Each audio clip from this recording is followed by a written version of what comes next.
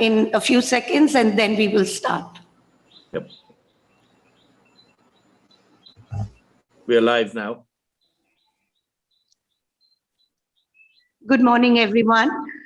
A very warm welcome to ICRIER's webinar on Japan's official development assistance to India. Sincere apologies for starting a few minutes late due to some technical issues. Also, there is a slight change in today's program due to the sad and very sudden demise of Dr. Rajiv Kumar's mother. He is unable to be with us here today. We are going to really miss him. More so because it was he as director who started the Japan program at ICRIER and actively guided it in the early years. So we hope that we will soon have another opportunity for you all to interact with him. But we are extremely grateful to Ambassador Sanjay Kumar Varma, who has kindly agreed to join us a little earlier than scheduled and be with us in this inaugural session. Thank you very much, sir. Ambassador Varma, as a lot of you may be aware, is India's ambassador to Japan. Earlier, he was Indian ambassador to the Republic of Sudan.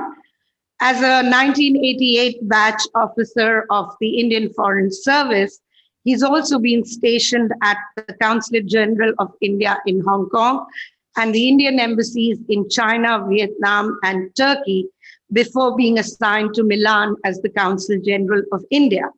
Ambassador Verma graduated from Patna University and continued his studies at IIT Delhi, pursuing a postgraduate degree in physics. He is deeply passionate about information technology, artificial intelligence, cyber diplomacy, and delivery of people-centric services. So thank you very much for joining us today. And it is now my pleasure to invite ICRIER Chairman, Mr. Pramod Basin, for his opening remarks. Mr. Basin took over as ICRIER Chairman a few months ago, but he's no stranger to our work, as he's been a member of the ICRIER board for several years now. A lot of you may know him also as the president and CEO of GE Capital in India from 1994 to 2005, and GE Capital Asia from 1998 to 2001. Considered the founder and pioneer of the BPO industry in India, he founded Genpact in 1996 and built it from start to a global business that currently spans 20 plus countries. He's also the chairman of Clicks Capital, a financial services business in India, which is focused on providing digital platform and financial services to small businesses and other consumers. Earlier, he served as chairman of NASSCOM. He's also involved with several social organizations in key areas of education and health. And he also has founded the Skills Academy that focuses on vocational skills for the underprivileged. So thank you very much, Mr. Basin, for being with us here today. And I now hand over the mic to you. Thank you very much, Sanjana. Thank you very much, Nisha. And thank you very much, Ambassador Varma, Ambassador Deepa, everybody else, Sakamoto-san, Horimoto-san, and Miyamoto-san. Thank you very much for being here. And all the attendees that we have many attendees, and it's wonderful to see that. For me, this is a special privilege. I've just recently taken over as the chairperson at ICRIER. It's hard to fill the shoes that Isher Aluwalia had, but we will do our best because this is a very, very special program. It's also special for me because of the discussions we were having offline before we went live with everybody here on the panel, that I started my own journey of working in China and Japan many years ago out of Dalian, serving our customers in Japan and serving, local Japanese companies, as well as serving people like GE Capital and other multinationals who are based out of Japan. So our relationship with Japan, my own personal relationship with Japan, goes back many, many years.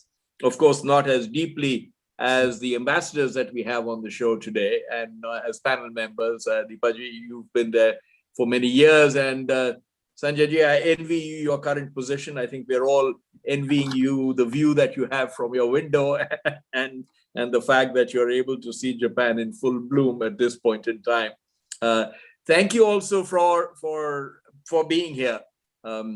We're extremely grateful, Ambassador Verma, for joining us to share your perspectives on the India-Japan relations and the importance of Japan's ODA to India, in particular with the renewed emphasis, I would say, on Quad and the informal relationships that we are building up and the dialogues that we are having between the four countries, and especially with Japan. Japan can play an ever-increasing and larger role in the development of India, and I hope we can contribute in our own way back. There is one interesting area which I would love to touch on very briefly now. You know, in the entire area of investments and startups and technology, India is moving ahead very, very quickly. The more we could partner and gain the experience of Japan with the investments in the infrastructure and all of the other things that Japan can bring to us, it would be such a wonderful way to enhance and increase the partnership. COVID-19 has been a huge global health challenge. I really hope we're all coming out of it in some fashion, although every day when you pick up the news, it hardly feels like that. But the fact is, with vaccinations, etc., moving ahead as far as they are, as well as they are, the way we can learn so many lessons. The world has learned so many lessons from how Japan has managed this whole process itself. And I hope it can learn from India as well, because India has been quite terrific in the way it's handled it. And yet, it doesn't feel like we're out of the woods yet. But I feel confident that over the next 3 months or so, 4 months, we will see the economy coming back, certainly in India, and we will see a revival, which is going to be very, very sharp. There is only a V-shaped recovery possible, but that V-shaped recovery is already happening. As we go through all the financial stories of lending and investments in India, we're beginning to see all that revival pass through in the numbers that we are seeing going forward. And this is why this partnership, the timing of this partnership, is so special and so important. We need to strengthen the special strategic and global partnership between India and Japan. And at the bilateral level also, Japan has been a key economic partner for India, both in terms of foreign direct investment as well as ODA for quality infrastructure development. In every state that we go to, and you have mentioned some states like Tamil Nadu and Gujarat and many others, but in every state that we go to, as we think about a policy of enhancing manufacturing capacity in India, that development of infrastructure will remain the key. I have watched the birth of Gurgaon, sometimes by accidents, not often by planning, but Gurgaon has thrived at this point in time in Haryana. And I think every state needs to see that kind of growth and revival, and it can only come with the kind of partnership that India and Japan can offer. There are newer areas of engagement. You know, the India-Japan digital partnership and the India-Japan startup hub are indicative of immense potential for cooperation. These are areas where I'm particularly interested just because I have been involved in these areas for multiple years at this point in time. India is the number 3 nation in startups in the world at this point. I wouldn't be surprised if we overtake that position fairly quickly. And India is a country of entrepreneurship, and we can benefit from the quality infrastructure, from the practices and the partnerships that Japan could offer us. And of course, that would be something which would be immensely mutually beneficial. The startup hubs and the digital partnerships themselves are the path for the future, and they will form certainly the biggest proponent of growth, I believe, in India over the next many years. So I greatly look forward to your viewpoints on all these areas, Ambassador Verma, and how we can take the India-Japan partnership forward. On our part, the Japan program at ICRIER was established in 2007, and we have undertaken many research studies, fostered regular dialogues, fostered regular webinars on harnessing the opportunities and resolving the challenges. I'm sorry, Mr. Rajiv Kumar cannot be here because of tragic circumstances at home, but as we were discussing, he is in fact the person who had pioneered this and started off this whole effort. A notable example of this has been ICRIER's initiative in recent years to organize a series of workshops on India-Japan Partnership for Economic Development in the Northeast region in collaboration with state governments in Assam, Nagaland, and Manipur. And this has been chosen certainly by the government and by many others to be a harbinger of the kind of studies that we could all do collectively, which would really allow us to make an impact on economic policy in these areas. We have a strong partnership with the Policy Research Institute at the Ministry of Finance via an MOU and an annual dialogue that is going on for 10 years now. And we have worked with many other institutions across Japan, Institute of International Monetary Affairs, IDE, GRIPS, ADBI, many other institutions, as we were discussing earlier as well. We can only seek to enhance these. We really believe that we could do a lot more in this area, particularly as the need for the ties between the two countries get increasing attention and are required even more today in this current environment than they have ever been. And I think we would love to be part of the catalysts who can help make this happen by working and forging closer relationships with the Embassy of Japan, as well as other Japanese organizations that we've talked about. We're also deeply engaged with the Japan Chamber of Commerce and Industry in India. The Toshiba International Foundation has been an extremely supportive partner in this journey, and we really value their assistance and contribution and really thank them for their support in nurturing this program. And going forward, our endeavor will be to build a permanent Japan Center at ICRIER, and we would love to know how we can do that, as well as how can we consistently and systematically enhance the nature of the reports, the nature of the projects, and the nature of the work that we can do as part of this India-Japan partnership. Because for us, for both our countries, this is a critical time where we can help, we hope, forge even stronger ties and build on the foundations that we've already built in the past. With that, may I now turn it over to Ambassador Varma to deliver your keynote address. And thank you again very much for doing so.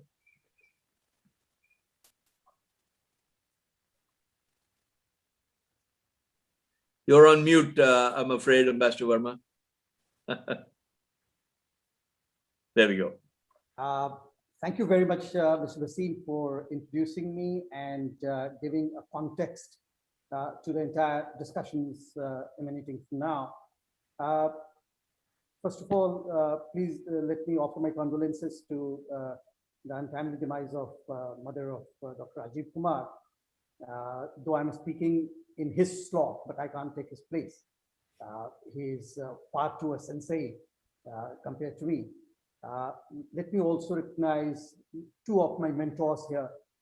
One is Ambassador Deepa Wadhwa, with whom I had worked in Beijing, and also before coming to Tokyo.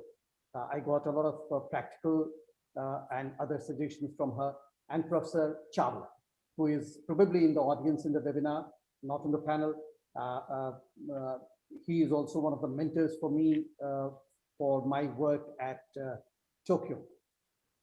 I would also like to recognize Miyamoto-san, who has been a pillar of the economic work which the Japanese embassy is doing in India. Horimoto-san, of course, the sensei in all true sense, and Mr. Rajat Kathuria. I can't see him here, but it must be there somewhere, I'm sure. Now, what I'm planning to do is, since the context has already been set, I will largely be talking about the ODA-related issues, but from there I would be weaving into various other elements which Mr. Bhasin spoke about in his opening remarks.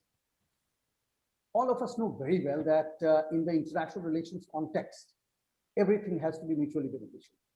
Only then it works. And therefore, when I look at the Japanese ODA, or for that purpose, any ODA, or grant, or assistance, it has to be mutually beneficial. So ODA from Japan is, of course, beneficial to India because it creates physical infrastructure, capacity building, and various other things in India, but it also is beneficial to Japan, because then Japan is able to take forward its international commitments on various aspects, including SDGs, developing a trusted partnership with large country. When in 1958, the first Japanese ODA flowed into India, since then, India has now become the largest ODA recipient from Japan. And not only from Japan, it has also become the largest ODA recipient globally. So therefore, what it says about India is that it is a trusted partner of Japan, of the larger ODA community, and it has the capacity to absorb those ODAs and pay back to the donors. So therefore, all these three elements taken together puts India in a very sort of focus, and we need to look at that commitment which India sort of beams out to the outside world. I will not be touching on the factual aspects of Japanese ODA to India. I believe in his presentation, Sakamoto-san is going to do that. So in order to avoid any repetition, I'll stay away from there. Mr. Basin, you talked about working together. So I generally would suggest three pillars of working together, because it's a partnership. It's not a bilateral relationship anymore, it's a partnership. And in partnership, if I fall ill, I will expect my partner to come running and give me medicines. If my partner falls ill, I would go running and give medicine to my partner to treat the illness. So the three pillars which I would suggest are co-innovation, co-creation, and co-production. So when we look at co-innovation, what does it mean? Co-innovation basically means that there are problems in the societies which need solutions. These solutions are to be innovated together. So can India and Japan at the government level, at the social level, at the business level, get together and find solutions to start with their problems, but also for the problems of third countries and the regions. Once they have been able to innovate a solution, then comes the next pillar, which is co-creation. When we look at co-creation, what it means basically is that these solutions which have been formulated will need to be tested on the ground. And for test, it could be Japanese society and the Indo society. And the actual product which is being tested in these societies could be different from each other. And then comes the third one, which generally we talk about without talking about first two pillars, is co-production. So co-production is the industrial nature of collaboration in producing a product or a service. So therefore, these three pillars has to be taken together for a good partnership. And I believe that India and Japan has that kind of a partnership to use all these three pillars and take things forward. Japan is the largest ODA source of ODA for India, and India is the largest recipient of Japanese ODA. Also means that there is a convergence of a strategic vision between the two countries. These strategic visions could be regional connectivity, could be ASEAN, could be Northeast India, could be Southeast, could be South Asia, could be other geographies from the strategic perspective. And then they also depict very clearly that we have a long-term and trusted partnership with each other, which all need to be further promoted between ourselves.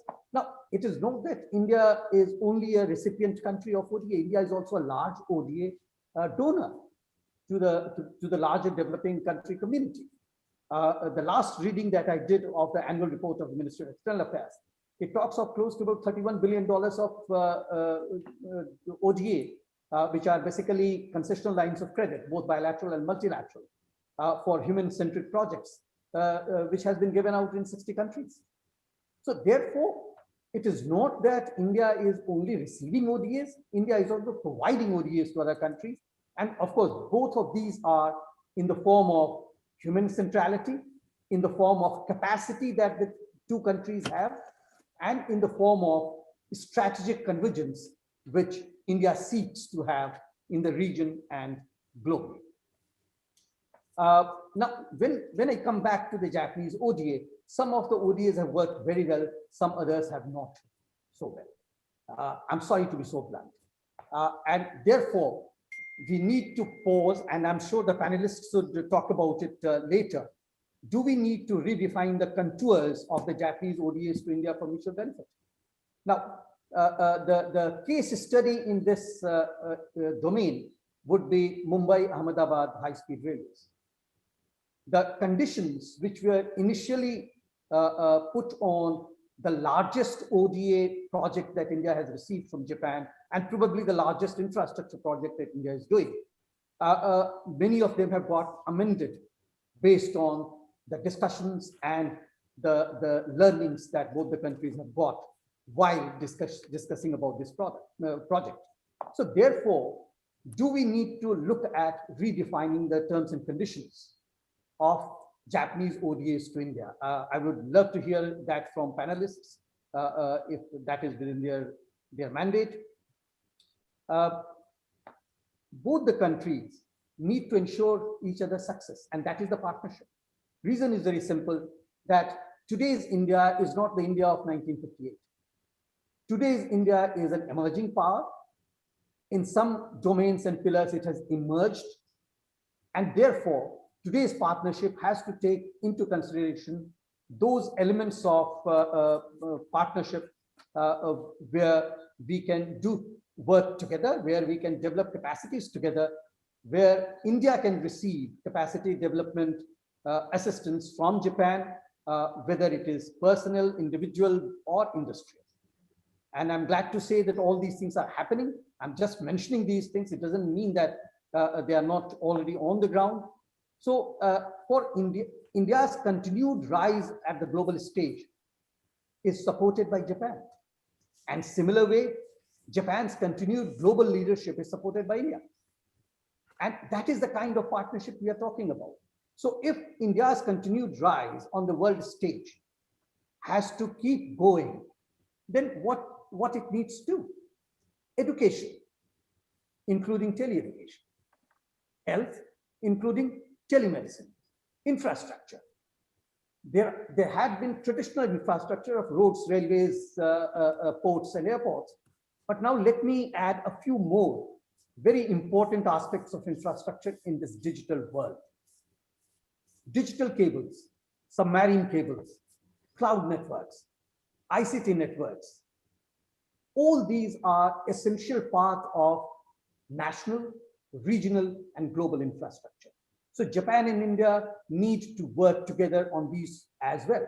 And I'm very glad to let you know that one such project has already been completed between Andaman Nicobar Islands and India, mainland India.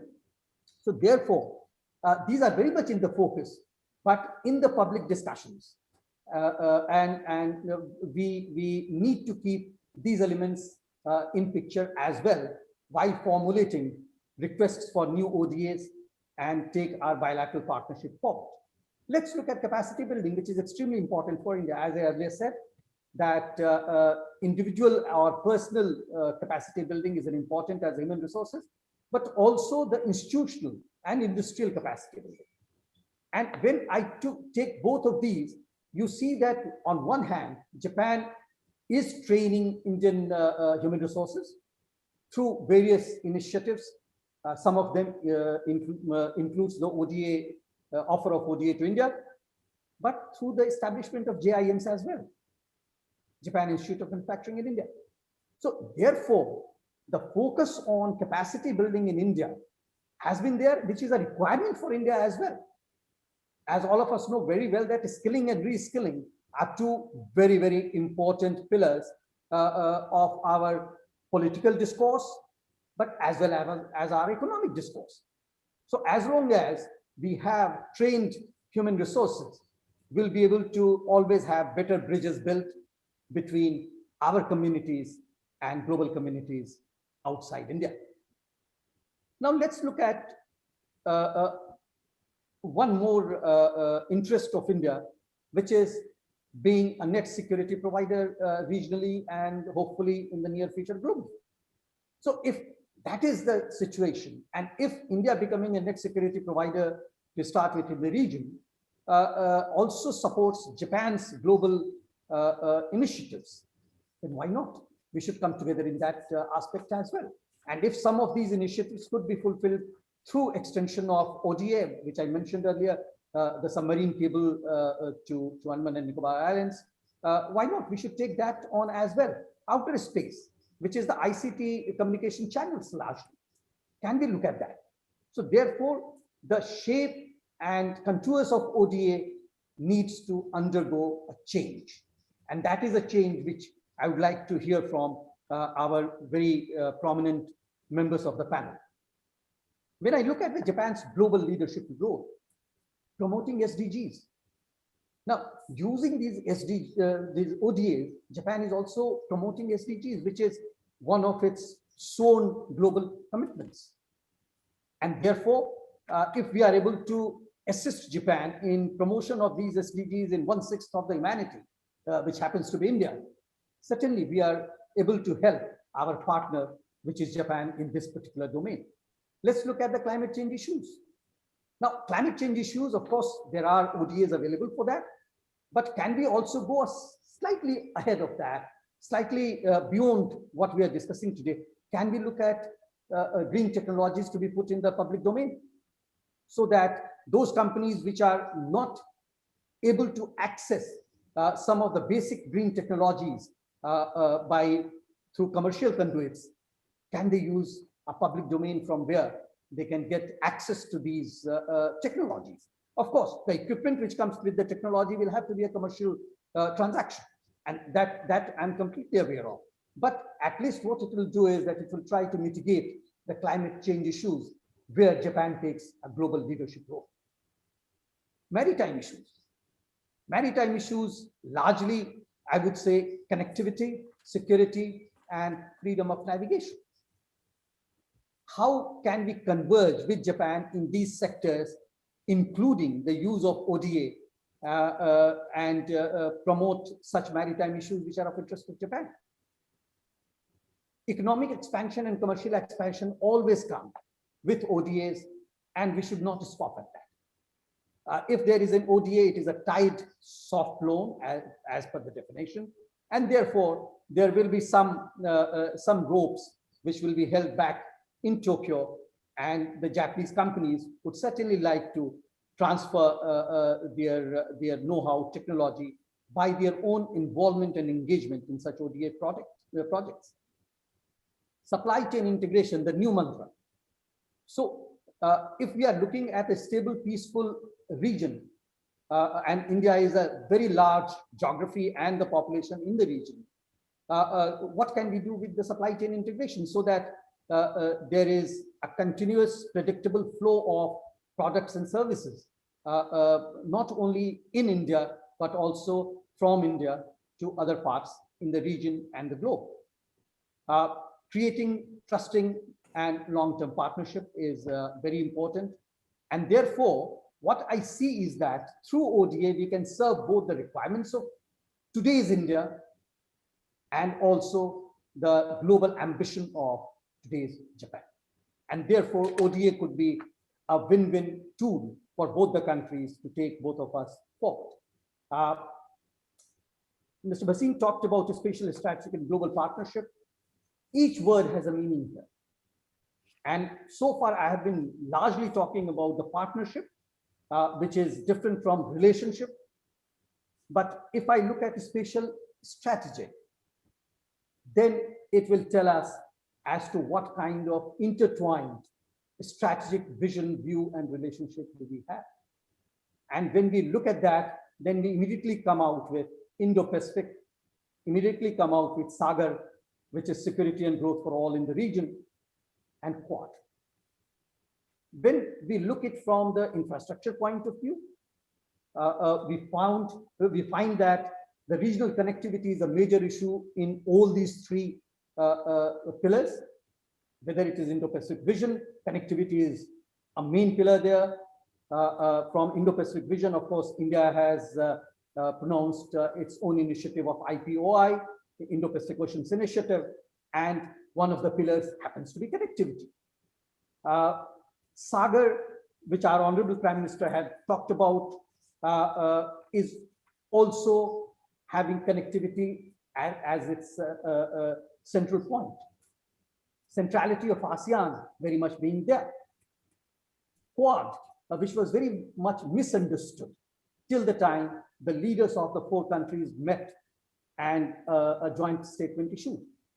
So initially it was thought that it was targeted against a particular country or a geography, but now it is very clear that Quad has got a positive agenda. Quad has got its subcommittees set up for climate issues, for vaccination and COVID pandemic issues, for emerging and new technologies. So therefore, Quad has a positive agenda, and in this positive agenda, both India and Japan find a unison. They can move together in this. Now, when we talk of this, let's see a couple of places where both the countries are already discussing steps together and to take things forward. And vaccine is one of them. Technology is another one, 5G and beyond, for example.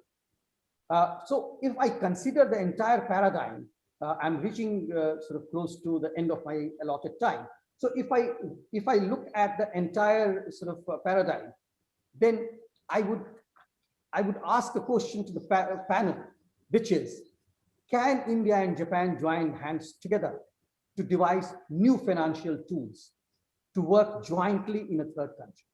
It's not easy. And it is not easy because we have different set of rules and norms of providing ODAs, providing assistance or grants to other countries. And the main task here will be to converge them so that we can together work in a third country. For example, there could be a possibility of using Japanese ODA and using Indian human resources and a combination of Indian and Japanese companies. So can this be a model on the ODA and which we can take forward, particularly in the South Asia region and the Southeast Asia region? Can we have flexibility in rules, both of us? We also have a set of rules for the concessional lines of credit that we extend. Japan has its own JICA centric ODA rules and regulations. Can we try to converge them to also build in some flexibility, because each country is different if we are going to work together in a third country? We have seen the recent example of Sri Lanka, what happened when we went there together. So there is a need of flexibility to be brought into this set of norms and regulations, and there is a need of being convergent in our set of regulations. And finally, before I leave, since there was a hint from Mr. Bhasin on the business practices of the 2 countries, I would only suggest that it will be better for the 2 business communities to learn each other's business culture. Indian businesses should learn the Japanese business culture, and Japanese businesses should try to learn the Indian business cultures. Only then they can meet somewhere midway. We are 2 different cultures, we are 2 different communities, we are 2 different peoples, and therefore we may not be able to think absolutely alike. Thank you very much for giving me this opportunity. I hope I was able to stimulate some discussions which might take place in the panel. Once again, thank you, ladies and gentlemen, for listening to me so patiently. Dhanyavad and arigato gozaimasu. Thank you very much. Thank you so much, Ambassador Varma. It was an absolute pleasure listening to you. You touched upon so many issues that are of extreme relevance to not just the webinar theme today, but to overall India-Japan relations. And you've given us a lot of food for thought, and I'm sure our distinguished panel will respond to it at a later date. Just a little aside, you were looking for Dr. Rajat Kathuria, who's the director of ICRIER. Unfortunately, one of his household help tested positive in the morning, so his situation is a little chaotic. He is trying his best to arrange everything and hopefully he will join us as soon as possible. So sorry about that. Just a little request to all the people who have so kindly joined us this webinar today. Please do type in all your questions or comments in the chat box. We will take them to the panelists as we get along with the webinar. If there is little time left, we assure you we will get the panelists and the speakers to respond to them offline, and we will definitely get back to you with what they have to say. So thank you so much about that. And it is now my great pleasure and privilege to invite Mr. Sakamoto, who is the Director General of the South Asia Department of the Japan International Cooperation Agency in Tokyo, to and invite him to make his detailed presentation about the JICA activities in India specifically. To a lot of you, Mr. Sakamoto is no stranger. He was till recently the JICA representative in Delhi, and most of us really know him as a very, very good friend of India. As you can see, he has taken out his kurta today in Tokyo and worn it especially for this event. So thank you so much, Mr. Sakamoto, and the mic is all yours now. We will put on your presentation from here, and please guide us on changing the slides. Thank you so much. Good morning.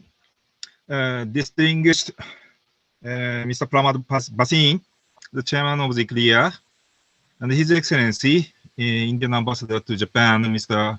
Sanjay Kumar Verma, and distinguished, excellent speakers, distinguished guests, ladies and gentlemen, good morning again. Namaste. मेरा नाम Sakamoto है. I'm Sakamoto from JICA. And first of all, let me express my sincerest condolences to the passing of the mother of my old friend, Rajat Kumarji. Rest in peace. And my appreciation is going to the very gracious opening remarks done by Sanjay Kumar Verma-san. Yeah, you stimulated me very much, actually. And of course, you're right. Mutual benefits should be pursued.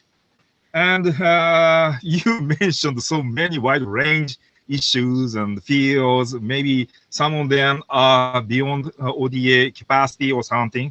But ODA actors like JICA would be and should be the good catalyst to promote the further mutual benefit, mutual, how can I say, trust, understanding, and so on.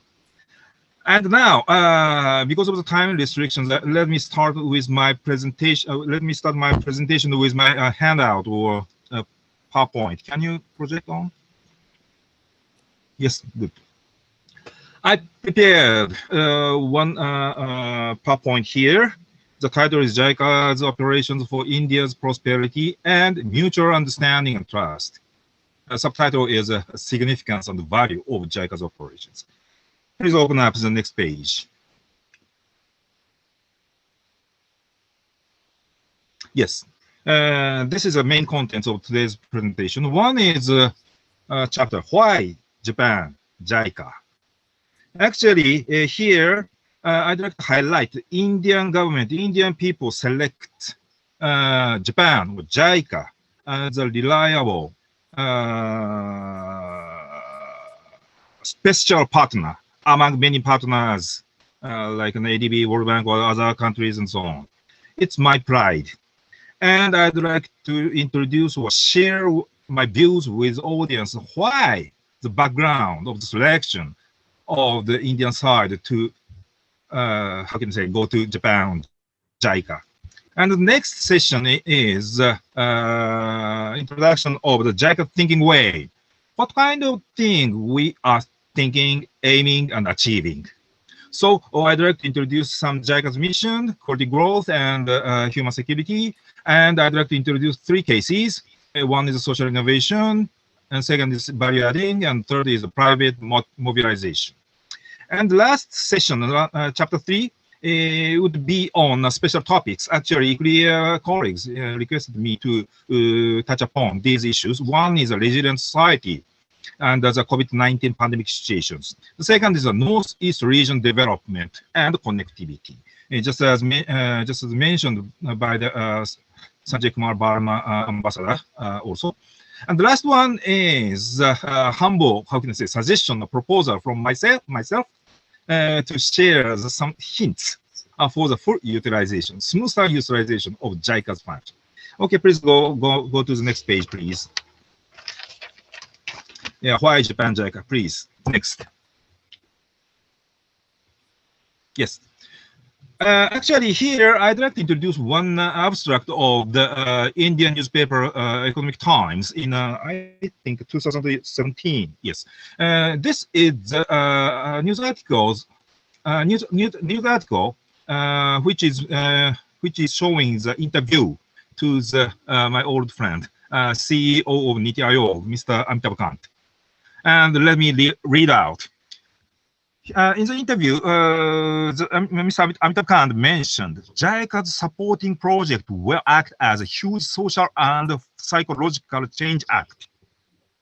It changes the mindset of Indians and shares the art of excellence, safety, punctuality, and perfection.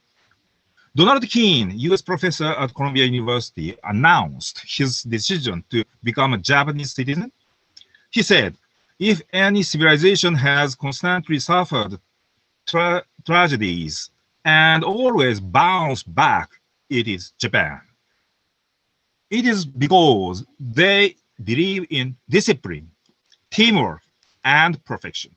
That's why I want to live with Japanese people. I want to die with these people. This is a statement by the Donald Keene, very famous professor in US. And lastly, Amitabh Kant sum up. It is this uniqueness which Japan brings to India through JICA's project. It can catalyze India to transform itself. So maybe I don't think I should have some more additional explanation. You can feel now why Indian government, Indian people is selecting the reliable partner, Japan, JICA. Please go to the next seat. And this is a long-term Indo-Japan relations, historically amicable and strong, very strong. From the top side, I can say that India is a very big brother of Japan. We introduced or we generated Japan's culture from Indian support. In 752, we opened up in Japan, Nara Prefecture, we opened up the big Buddha statue, and the event was organized by the Indian monk from Bodhisena. In Japanese industry, India's export of the cotton or iron ore supported Japan very much. So India assisted Japan's prosperity. I can say that. And lastly, I'd like to highlight the second point from the bottom line. After the devastated World War II's tragedy, in 1952, I believe, International Society opened up the one San Francisco International Conference, and Indian government at the time refused to attend that and just mentioned a very clear statement that waiving of all reparation claims to Japan. Very kind, very, how can I say, tolerant. And that's why Japan could achieve the very, how can I say, huge miracle of with the very rapid growth of the economy in Japan. Okay, please go to the next sheet. This is a history. Please go to the next. Yes, it's okay. And just recently, let me go through the bilateral government-to-government relationship. Simply saying, please see the last line.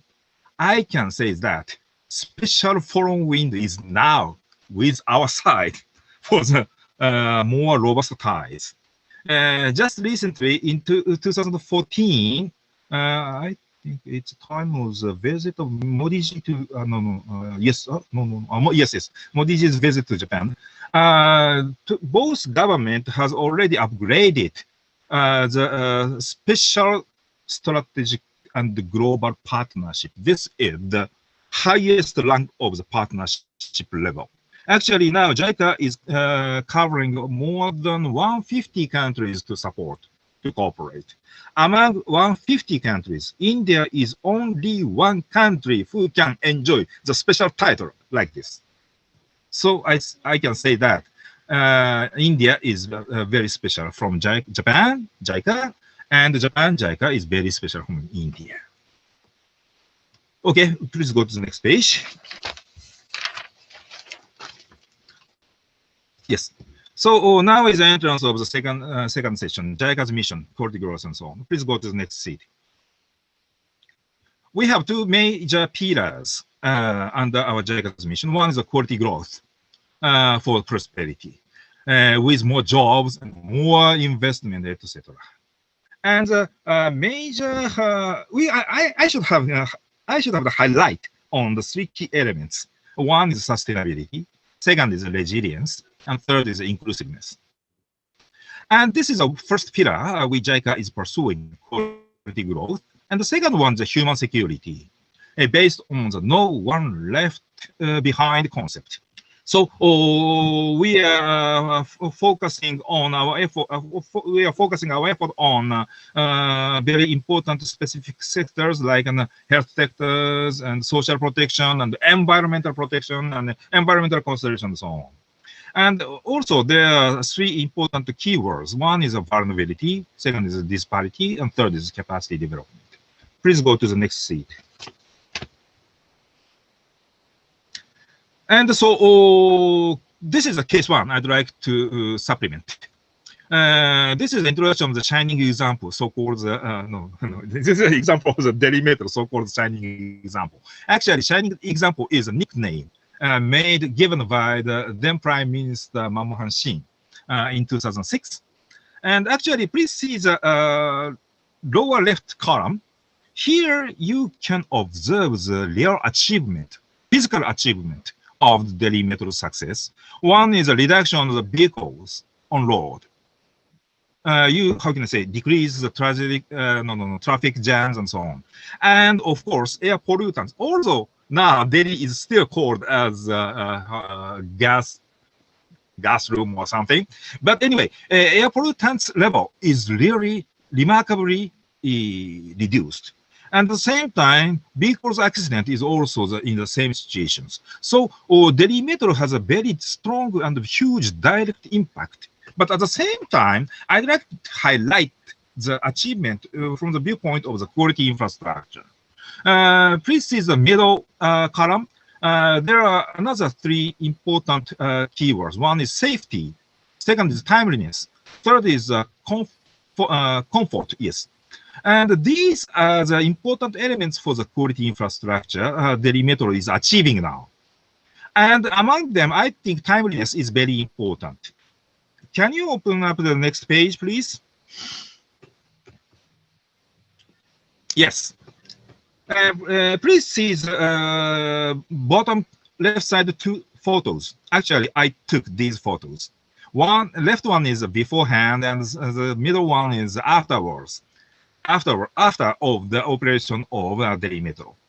Because of the timely operations, stable operations of Metro, now Delhi citizens can expect that, how can I say, on arrival time, and how can I say, punctual time arrival of the next train. So you can wait the next train in 2 minutes or 3 minutes. So you can consider the vulnerable people, the fragile people, like pregnant women, old senior guys, and so on. And then you can keep the seat or space for them. But beforehand, before the operation of the Delhi Metro, I'm really sorry, but I have to say that it's a reality.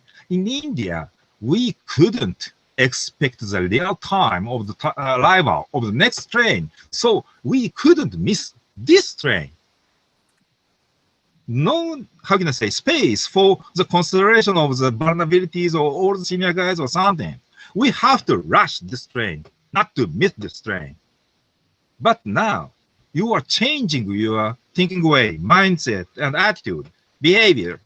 You are making the queue now. And actually, this is not a very special phenomenon just on the Delhi Metro's stations. For example, my office is on at the Balakamba, near Balakamba station, and we have an office there in a very big, tall building.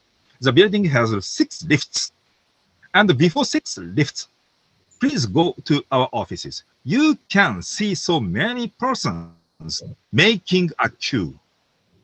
So Delhi Metro, due to their very stable and punctual operation as a quality infrastructure, brought the social innovation with a mindset change, behavior change. So that's why we are calling Delhi Metro as a special shining example. Please go to the next scene.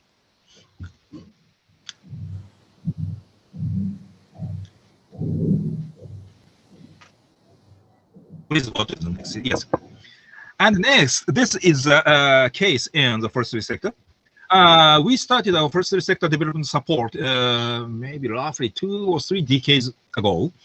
And first of all, at the beginning time, of course, our purpose or target or your government target was very simple: afforestation or anti-desertification or something. But now we are adding values through the very wide range support in the forestry sector development. Of course, the number one, environmental, how can you say, protection or conservation, climate change addressing, biodiversity protection or something. We introduce a new idea or concept to tackle to the poverty alleviation through the community development, especially centered by the women's society. So number 3, we are promoting very strongly women's empowerment through the forestry sector development. And 4, disaster prevention is also a very important target, and water resources conservation is also. And for those targets, we're very happy to let you know, Japan's experiences, Japan's expertise, Japan's know-how can be introduced to the Indian society, Indian forestry sector development. We're very happy to promote and, how can I say, accelerate the people-to-people exchange to have a mutual, how can I say, understanding and so on. Please go to the next scene. So please see the first 2 photos. One is before, one is after again. It's a very clear change of the landscapes. I don't think I should have some more supplement. And the lower side, you can see the many ladies. Actually, this is a photo of the scene of the meetings or gathering of the self-help groups. And these self-help groups were formed under the program, JICA's Forestry Sector Development Program. And most of their members are women, ladies. And we are very happy to support them to have a clear or closer accession to the finance through the microfinancing support. And also, we are very happy to provide some vocational training and so on, so on, so on. And now they are energetic now. They are empowered. So forestry sector is directly addressing the women empowerment program as well. And the right side, please see, please see the photo. There is a signboard in, I think this is a signboard in Himachal or UK. Uttarakhand, I think. Yes, in Uttarakhand. And this is a signboard at the site of JICA's program. The signboard was provided by the Indian counterpart, by themselves. And on the signboard, you can see the, how can I say, letters or languages. JICA's assistance is not only financial help, but for better tomorrow for all. This is a feeling of counterpart. This is a feeling of end users. And I'm very proud to see that. I'm very proud to see that signboard. Okay, please go to the next slide. And lastly, I'd like to introduce the case number 3 for the further, how can I say, mobilization, power, resources from private sectors. And this is a figure of the path towards sustainable development. I'm utilizing this figure very frequently. My final goal is a sustainable development. Please see the top level. And second, and just under the sustainable development, we need the economic development. But for the economic development, a public sector can't cover everything, every field, perpetually. So we need the support or participation from the private sectors. So we need to accelerate the private sector participation in collaboration with Indian government, of course. And so my target is the investment environment improvement.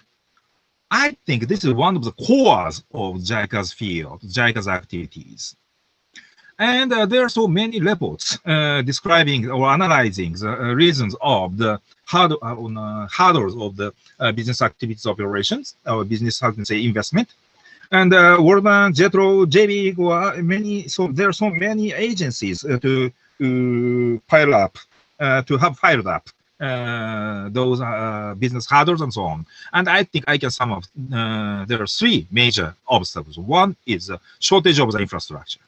2 is not so streamlined regulatory frameworks. And 3rd is the necessity of the human resource development. So we would like to support to address these 3 important major fields for the future position of India as the most attractive destination for FDIs. Please go to the next sheet.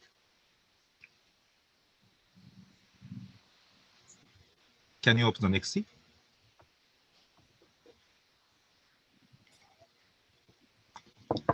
Yeah. Actually, this is a sheet I'm using so frequently to encourage Japanese private companies. Why don't you come to India or something? And there are 1, 2, 3, 4, 5 boxes. And let me start with top left boxes. Yes. The yellow box is mentioning the huge potential of India. So I'm encouraging private sectors of Japan to come to India because it is needless to say precisely, but I can point out several important elements of Indian market, fast-growing market, and largest population in the world. And there are so many huge opportunities of the investment or business activities from the viewpoint of the infrastructure development and so on. And next, green box. This is a box highlighting the very special bilateral relationship with a strong following wind. I can skip this because I have already told you. And next is a purple box. Yes. And this is a box describing the strong aspiration of the Japanese private companies. They would come to India. There are so many questionnaires done by JETRO or JBIC or something, simply saying India is always ranked as a number 1 or number 2 from the viewpoint of the possible expansion of the business activities from Japanese private companies and so on. And next, blue box, but still there are business risks, there are hurdles to be tackled and so on, as I told you. So the last box, red one, JICA should work more. I recommend the Indian government, I encourage Indian government to, how can I say, urge JICA to work more and more. to mitigate those business risks. Because background is very potential. But still, there are several business risks. So JICA would like to address those business risks in collaboration with JETRO. Okay, please go to the next sheet. So from the viewpoint of the case number 3, which is addressing the more business, private mobilization, I'd like to sum up my message on this sheet. Towards a country or state to be chosen. Yeah, actually, I was invited from so many state governments during my tenure in Delhi. And every state government, every high-rank officer wondered or questioned me, why don't Japanese government, Japanese private companies, not to come to my state or something? I believe this is an ideal destination of the investment or something. They are all questioning that. But actually, of course, if I were in the case of the possible investors, I may conduct a very precise analysis. Which state is better for the investment? Which state risks are lower or something? It's very severe. So all states or all countries, including India or including some northeast regions and so on, should develop the, how can I say, environment for the investment to be chosen. This is a message. Competitiveness through differentiation among other states, among other countries is very important. Comparative advantage is the key. So the business risk mitigation is the key. By addressing the private sector's concerns, I recommend Indian government, Indian state governments to go to the business society to carefully listen to their concerns, suggestions, proposals, or complaints to address. This is my strong suggestion. And balanced society is very important, of course, in order for avoiding some future setbacks. So environmental considerations, gender considerations, vulnerability considerations. I recommend that you to prepare those good preparations. And innovation is important, not only in the field of the technological innovation, but also in the field of the social innovation. So, and lastly, introduction of Japan's strong points, like behavior or thinking way or discipline, teamwork, can be considered whether they are adaptable, applicable for the Indian society. Okay, please go to the next slide. Sorry, I have to speed up. Yeah, the last session is a session talking about the special topics. One is the resident society. Okay, please go to the next. See. First, let me talk about the COVID-19 countermeasures. Resilient society is a keyword JICA is pursuing. And from this point of view, JICA is dividing two stages. One is short-term stage for our cooperation, and second one is a mid-long-term stages. And as for the short-term stage, emergency period, we are very happy to consider to make a cooperation through the quick budget support or quick medical equipment provision. And actually, so far, after the COVID-19 pandemic, we have already provided amounting 80 billion Japanese yen as a budget support lending to Indian government already, which is equivalent to the so-called 800 million US dollars. Yes, we have already provided, and we are very happy to continue considering about the further support, of course. And as for the mid-term, long-term support, there are two boxes. One is upper one, and another one is a lower one. Upper one is so-called medical support.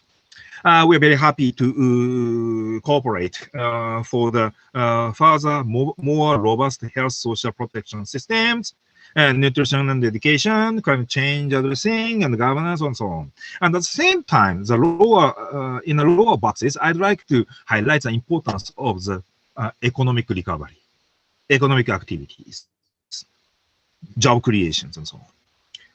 And of course, through the short-term emergency period to the mid-long-term period, human resource development is also very important in every stage. Okay, please go to the next page.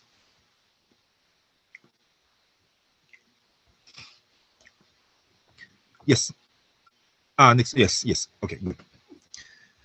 And more concretely, I'd like to highlight the JICA's approach with several specific priority thoughts of JICA. We would like to make the full utilization of the past cooperation assets. For example, in Tamil Nadu, we cooperated to construct the hospital, and we still have a hospitals project there. And we would like to make a very strong, how can I say, foundation of the future further collaboration. So Tamil Nadu may have an advantage or some, how can I say, good points to introduce further JICA's or Japan support in the field of the health tech and so on. At the same time, best mix of hardware, software, infrastructure should be considered. We are supporting the tangible asset development. At the same time, we are supporting human resource development and regulatory framework development and so on. We would like to mix up them for the real impact. And at the same time, partnership is also very important, just as Mr. Sanjay Kumar Varma, Ambassador His Excellency mentioned. Partnership with various actors like academias or private sectors or NGOs and so on, civil societies and so on. We would like to facilitate those partnerships. And multi-sector development is also very important.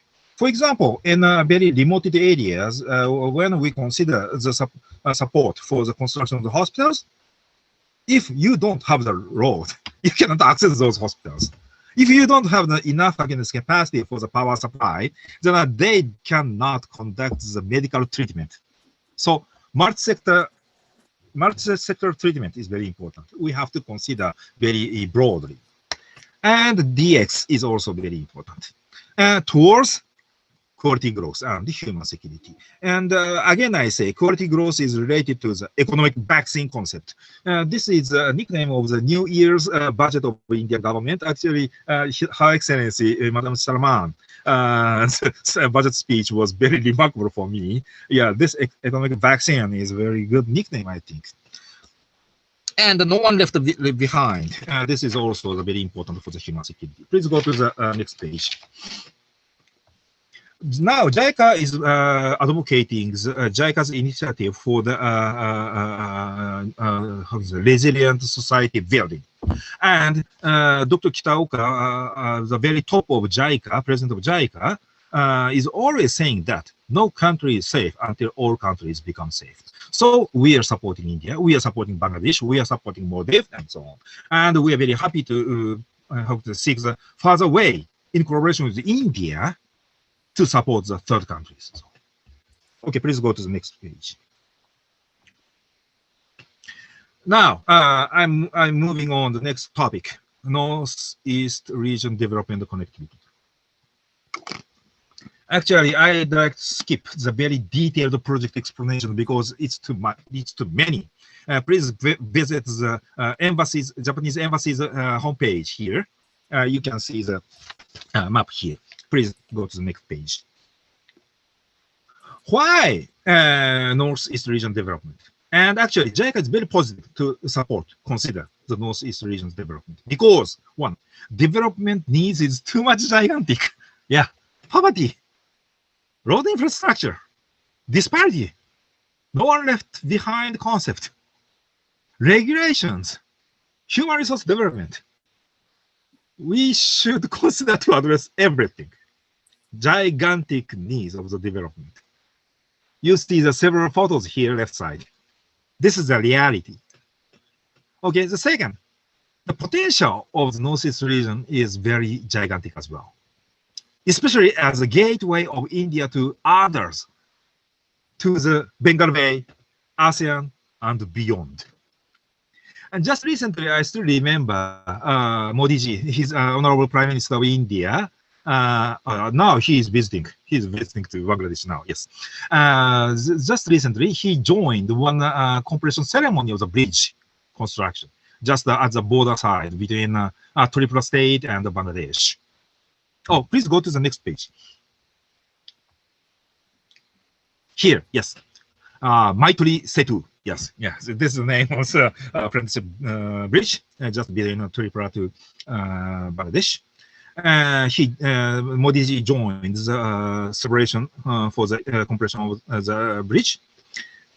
And actually, the bridge function is very important because now Tripura, Mizoram, Meghalaya, they are now having only one way through the chicken neck at the Sikkim state to circle to the Kolkata to reach the port for the logistics. Roughly saying they need 3 days for the logistics transportation. But from Tripura through this Maitri Setu new bridge to Chittagong port, there's only 70 kilometers long. And we are very happy to tell you that the Japanese government, JICA, is not supporting to make a full length, how can I say, road component. In Tripura, through the provision of the young loan, we're constructing a road there. And in Bangladesh, Indian government is supporting to construct the link from the bridge to the second port. But in very many bridges, JICA is supporting Bangladesh government to make bridges there. So this is a sort of a very symbolic case of the India-Japan collaboration for Northeastern region development. But this, again, please remember my one point. Best mix of hard and soft is very important. Now, we're conducting the hard infrastructure development efforts. But at the same time, software is very important, especially for the customs as a border post, as a border area. Normally, of course, they need the border post office, custom office there. And if Bangladesh said one, Indian government said another one, then logistics may have a very, how can I say, a complicated procedure there. So JICA is advocating to set up only one single one-stop border post. And JICA has experiences in Thailand, Laos, Vietnam, Zambia, Malawi, Tanzania, and others. We are very happy to compile our tips and lessons for the shortcut of Indian government to get the final, how can I say, achievement for the smoother logistics. Okay, please go to the next page.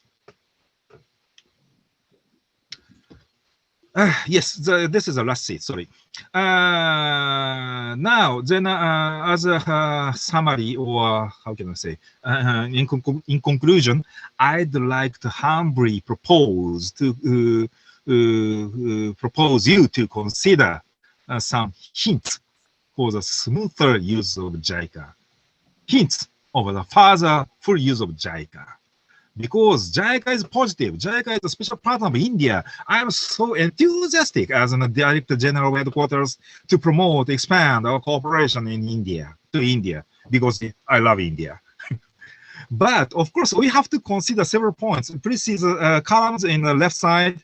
One is predictability. Yes, predictability. We need preparatory surveys. We need analytical works and so on. We need predictability. So we are requesting DA, MEA to set up the so-called long list so that we can foresee. Next, we have to prepare this program, and so on. So predictability is important. And the next things we have to consider is accountability to the Japanese taxpayers, because they are sponsor of JICA's ODA. We are relying on the taxpayers' money of Japan. Yeah, actually, we are relying on the goodwill of Japanese citizens. We are tolerant, we are kind for you, but we need the insurance of the accountability for the parliament and so on, media and so on. And lastly, resources of JICA is not unlimited. We have a limitation, we have restrictions. So we need the consider of the, how can I say, best mix, best allocation of our resources and so on. And based on these, how can I say, important points we have to consider, I humbly request 4 points. 1, good preparedness. DPR is necessary. Budget, how can I say, security should be ensured beforehand. Land acquisition, environmental impact assessment, etc.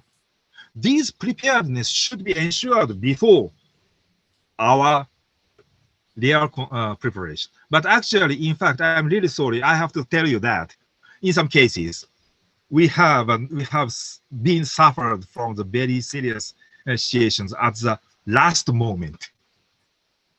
Indian government requested me to consider the study for the one specific project. We did. We considered. We dispatched mission. We discussed utilizing many taxpayers' money. And after the very last, after the very hard works of JICA, and at the last moment of the final signing or something, they may raise the new challenges or something. Actually, we have several examples, cases like this. So I highlight the importance of the good preparedness. And second is a coordinated high priority. Of course, this is very important. Without the coordinated high priority, we cannot consider as a, how can I say, a possible positive allocation of our resources. In some cases, priority of central government, union, federal government, and priority of state government are not the same. Some contradiction. And for example, Northeast region, when I visited those states, every chief minister requested me to consider this project, this project, this project, without the prior harmonization, coordination with the union government or something. We need the, how can I say, sequence of the priorities as a single one format representing the Indian government. And last, third is a good track records. We, JICA, is in a position to convince Japanese government, Japanese parliament, Japanese taxpayers to grab more money for your projects. Please give me the good weapon. If you can demonstrate the good track records on past ongoing projects, I have a very easier way to convince Japanese society. You see, India has no capacity. But if the track record is not so good, then media and national audit board or something will just point out there's an anxiety. Indian government cannot utilize our money or resources fully or effectively or something. So please give JICA a good, strong weapon with the good track records on ongoing projects. And lastly, for use of all functions of JICA is very important to consider. We can provide the soft loan, we can provide the grant financial assistance, we can dispatch our experts, we can invite Indian officials to join the training courses of Japan, JICA or something, and PPP, private sector development, participation is also one important domain we have to consider. And at that time, I recommend the Indian government, the Indian people, Indian friends to consider to seek the way of the adding of Japan's flavor, which means the introduction of the Japanese technology or Japanese participation or something. Of course, academia's participation is also very important. And other challenges, I can skip the very detail, but in some cases, we need the travel permission for the special areas, special regions, like Andaman Nicobar or some area of the northeastern region or so on. We need the, how can I say, we need the more much simpler procedures for getting that such an permission, so on. Okay, please go to the last page, I believe. No. I think the previous page. Oh, is this the last page? Oh, great. Then I stop my presentation now. And later on, you can go through the attachments. There are data, facts, and figures, and so on. But today, I would like to focus my thinking ways interaction, attitudes interaction, rather than the introduction of the figures, data, and so on. So that I believe I'd like to share my thinking way, what is aiming, what is achieving with the respective audience. Thank you very much. Daniel, Jai Hind, Jindabad. Thank you very much. Thank you so much, Sakamoto-san. That was indeed very, very comprehensive and detailed, and of course also a reality check for those who feel that Japan could always do more. So good of you to have focused on what we also need to do from the Indian side. And but at the same time, I'm sure Master Deepa Wadhwa, when she's speaking, will have her side of the story to tell also. So we look forward to that. And are you saying something, Sakamoto-san?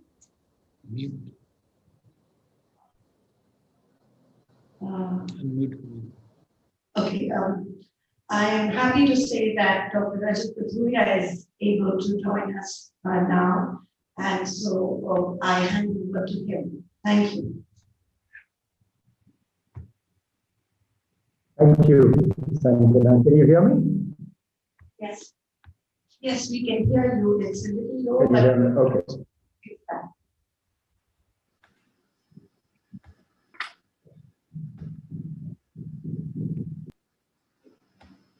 Yes, you could go ahead now. We can hear you and see you. Yeah, okay. Thank you, Sanjana, and a warm welcome to everybody to this panel discussion on Japan's official development assistance to India.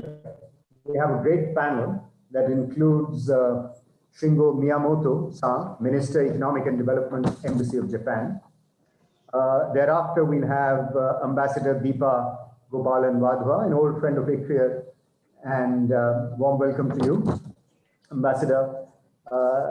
She will speak next. After that, we will have Horimoto Takenori, visiting professor, Gifu Women's University in Japan.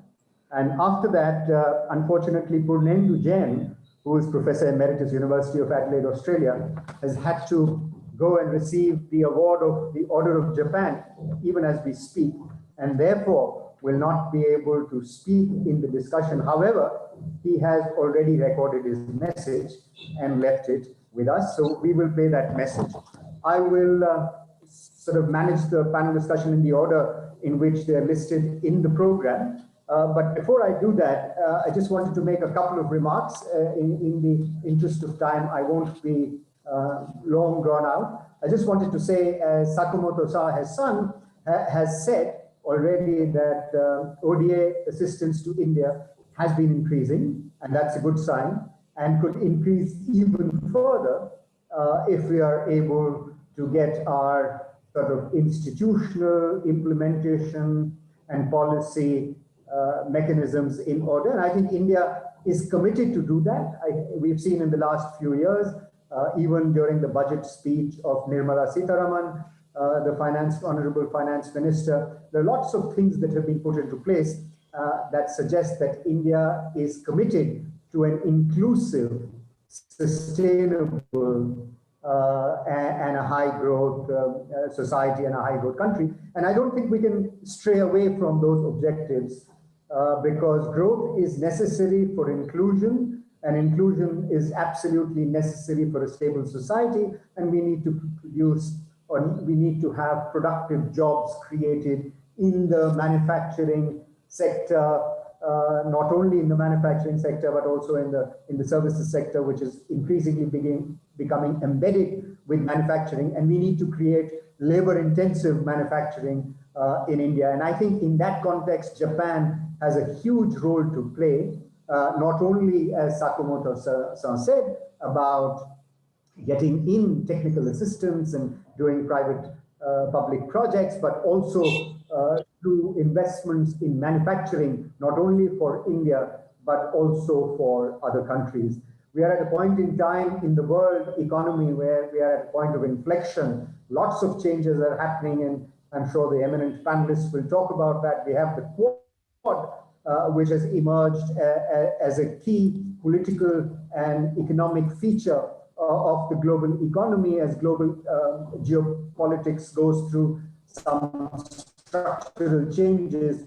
The Quad between Japan, Australia, US, and India is emerging as an important force to reckon with in the global economy. How far it is able to exercise its potential, we will wait to see. But there are lots of interesting things happening around also medical devices, medical equipment, and medicines and pharmaceuticals in the Quad. And I think India is likely to become a player in manufacturing of the vaccine in that respect. Also, there's going to be a shift of global value chains, perhaps more resilience to be built in global value chains. Again, Japan can play a huge role in India's ambitions to try and attract global value chains. But to do all of this, I think we need to be committed, sincere, and predictable if we are able to do that. Not only in our own interest, but also in the interest of our citizens, job creation, growth, integrating the Northeast with not only the rest of the country, but also with ASEAN and other countries. So the agenda for India, the economic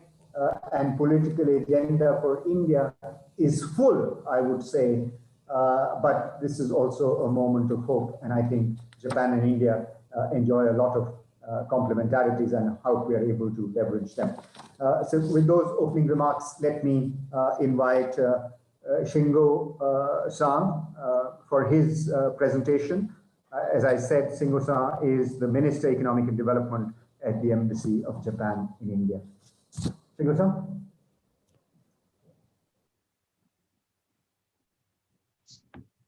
Thank you.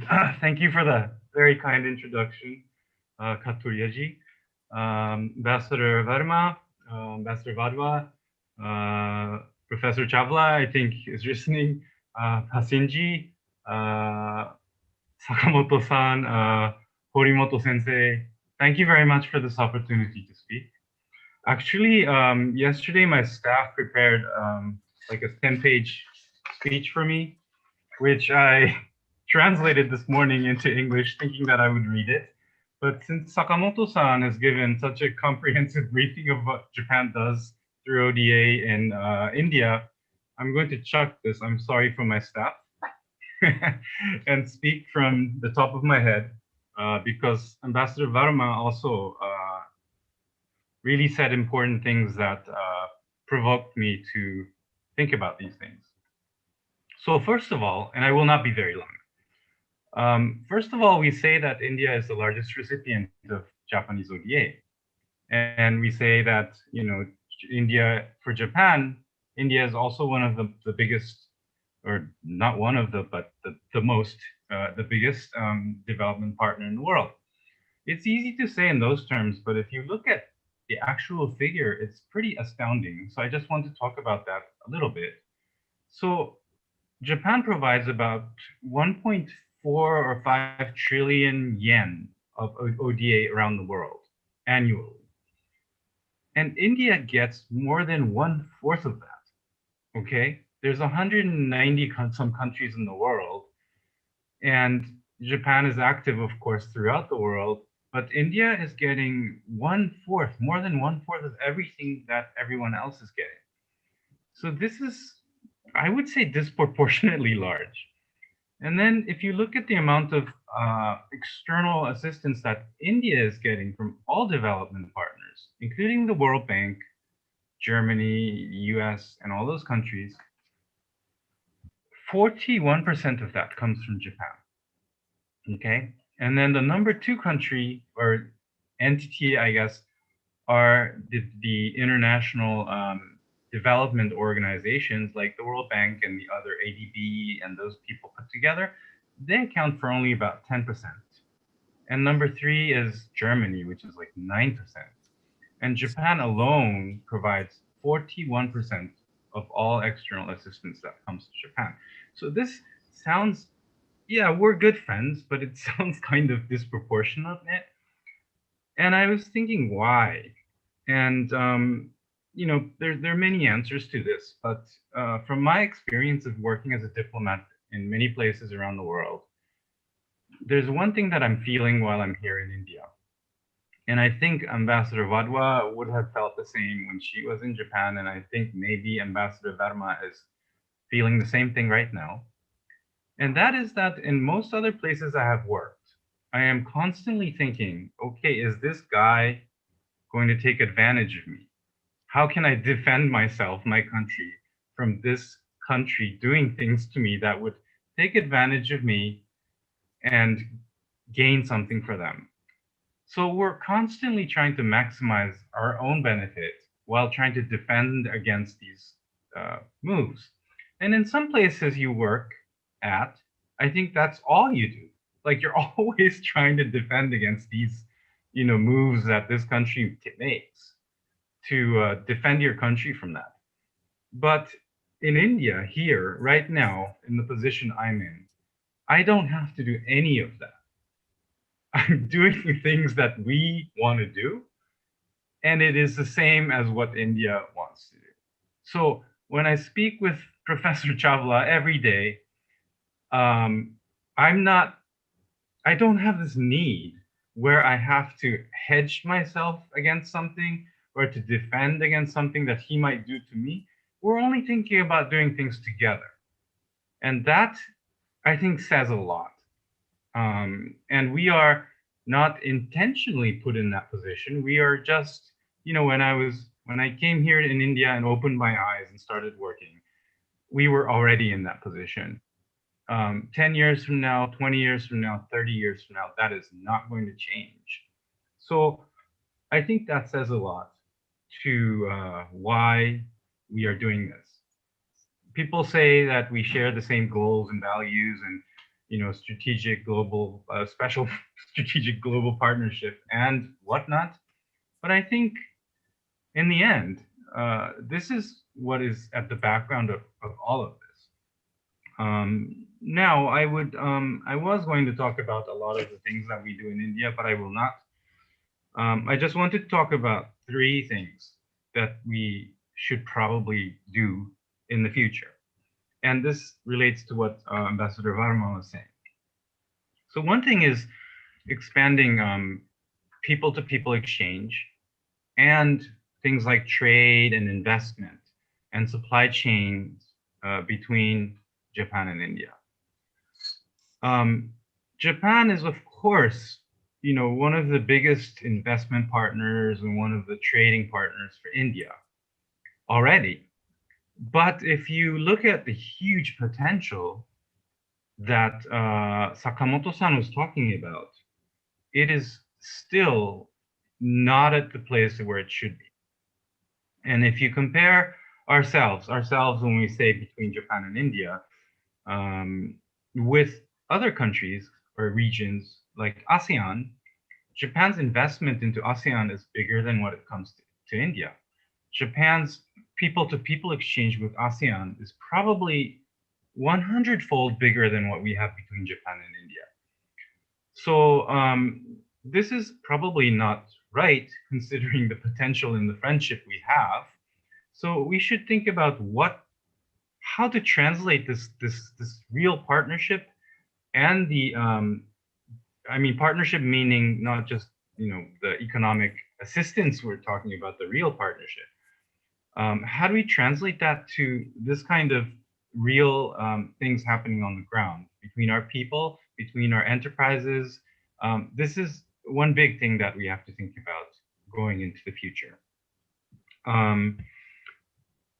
Second thing is we should be working more together in third countries. So we have this, you know, Japan has the free and open Indo-Pacific vision, and India has IPOI. They're talking about the same things. And we are already starting to work in third countries. I think a prime example would be Bangladesh. But we could do things like India. Sorry, my phone is ringing and I will kill it. Excuse me. Sorry. So, excuse me.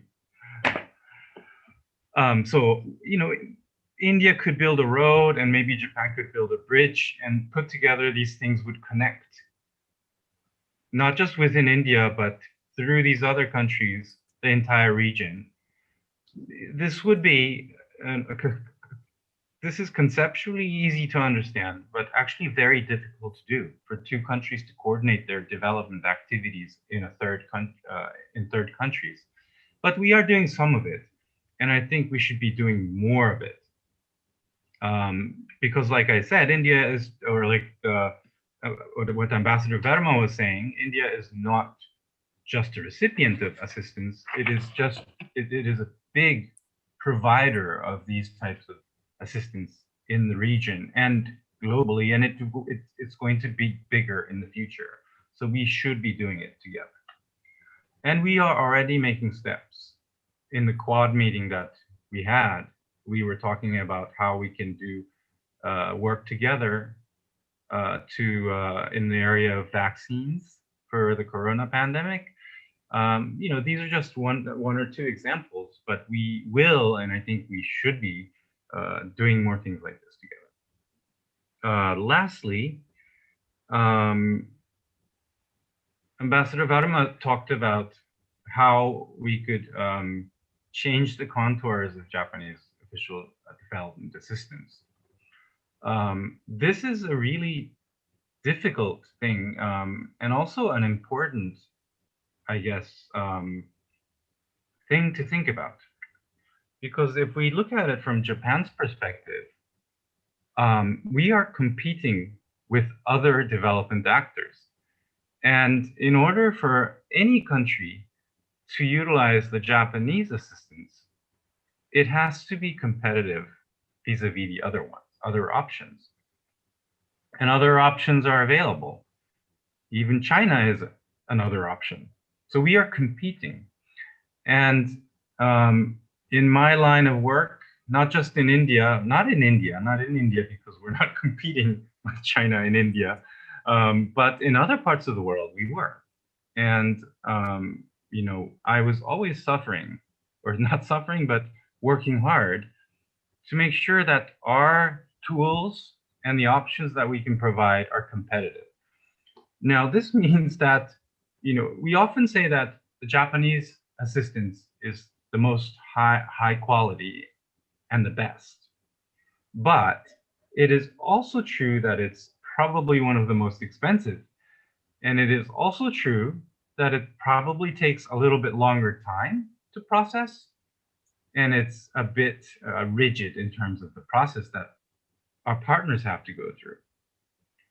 There are other options around in the world, where people sometimes don't even abide by the rules, and they provide assistance like this, and they're maybe not as responsible as Japan is, and the result is probably not as good as what Japan has to offer, but it's probably cheaper. So when you look at these types of, this kind of an environment, I think we have to inevitably think about how can we make our offer more attractive.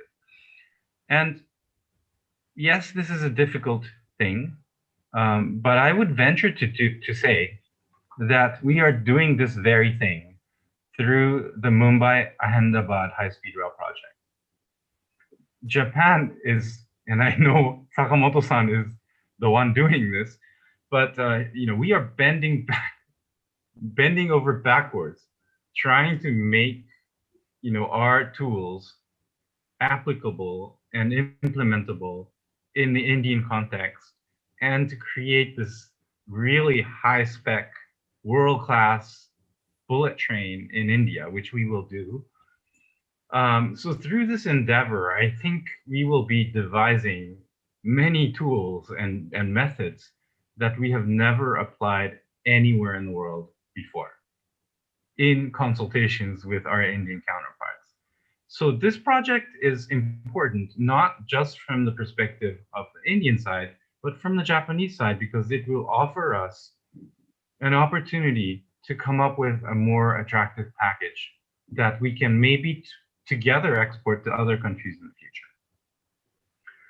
So I'm really happy because on 26th November last year, the biggest single package in the high-speed rail project was the contract for it was signed. And this was worth, what, 25,000 crore rupees or something. It's the biggest infrastructure project, and now it's moving.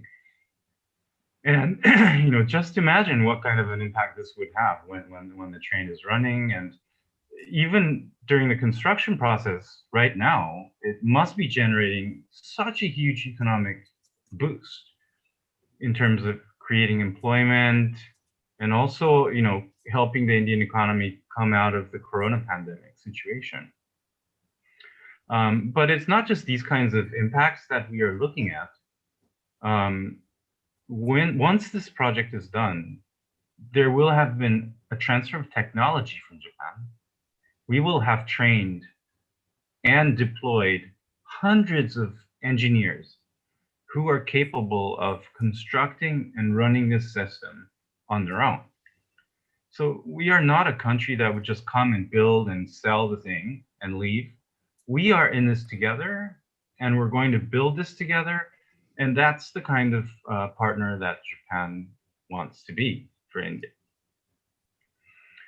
So those are the three things that I wanted to say. And just to conclude my remarks, I will say just one thing in my very poor Hindi. आजकल मैं बहुत गर्व महसूस कर रहा हूँ. मुझे गर्व है कि हम का मतलब जापान और भारत हाई स्पीड रेल परियोजना को एक साथ कर रहे हैं. अगर हम एक साथ काम करते हैं, ऐसा कुछ भी नहीं जो हम नहीं कर सकते. बहुत शुक्रिया. Thank you very much. Amin. That was wonderful, Shingo-san. I'm so happy, with no disrespect to your staff, I'm so happy that you did not read those 10 pages and spoke from your heart and extempore. I think that was a fantastic exposition.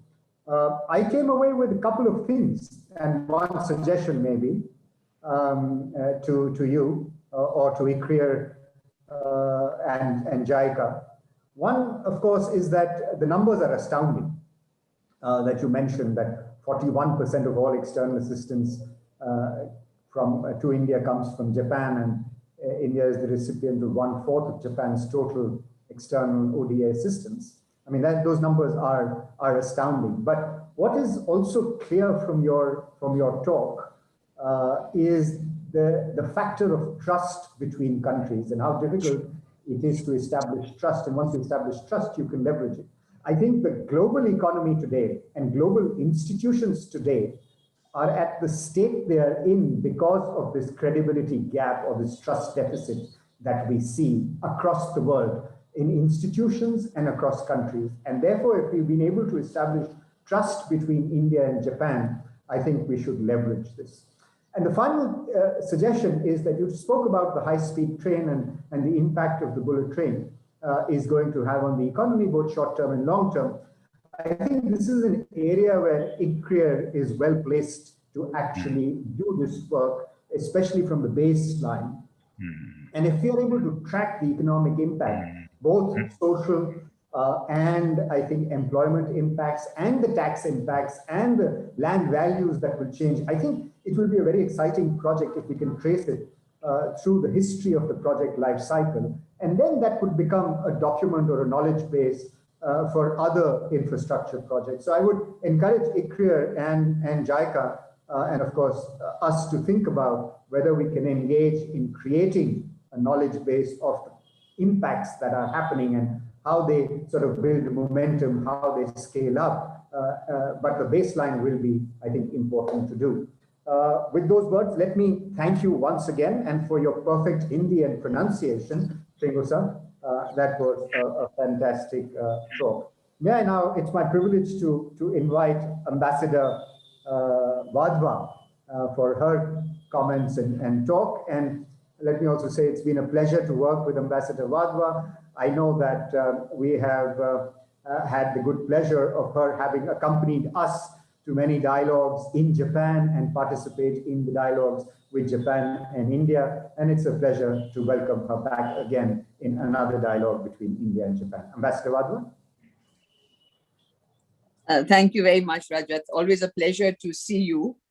We've had absolutely fantastic presentations today. We've had the very impassioned presentation by Sakamoto-san, much as we expect. I told him recently that there's still people who remember him in India. He left so many friends behind. And the very thought-provoking talk by Ambassador Sanjay Varma, as one would expect. And Miyamoto-san, I must say, from the time you started learning your Hindi, it's improved greatly. And I think it put us a lot to shame. I'm really very impressed. So, actually to begin with, I mean, I have a text also. But what I must say is that, there are various aspects of the India-Japan economic relationship that we talk about. And the political relationship we're very happy with. Things are doing very well. Science and technology, Ambassador Varma knows really better than us. I mean, these are all areas where things are happening. But very often when we talk about the economic side of it, I know we look at investment, we look at trade and say, it could have been better. We signed a CPA, really what happened?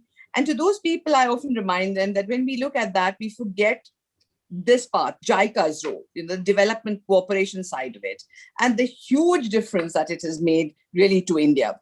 One of the things that I like to say very often is that there is really no state in India, where there is, we just have a footprint of JICA, almost no state. I was looking at that map, I think in one of the presentations of JICA, and I found 24 states there are projects, but the states that are left out are also perhaps covered, through either NGOs or training outreach.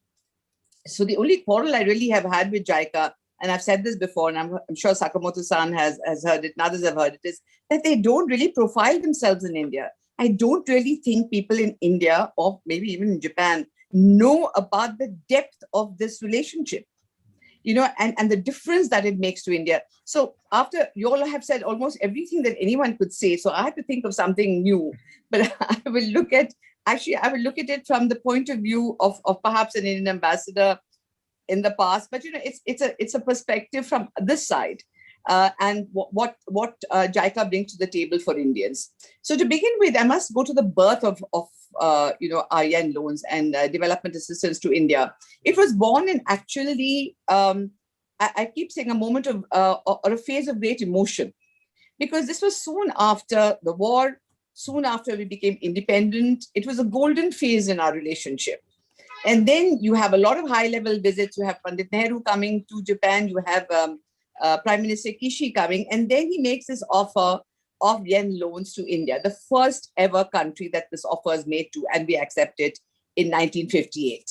I think that's a very, very historic thing. And that was not born out of a normal donor-recipient kind of relationship. It was really born out of great goodwill at that point that people had for each other. And I mean, I experienced this quite a bit when I was in Japan, when people remember the elephants being given, to the zoo, and so many stories there were.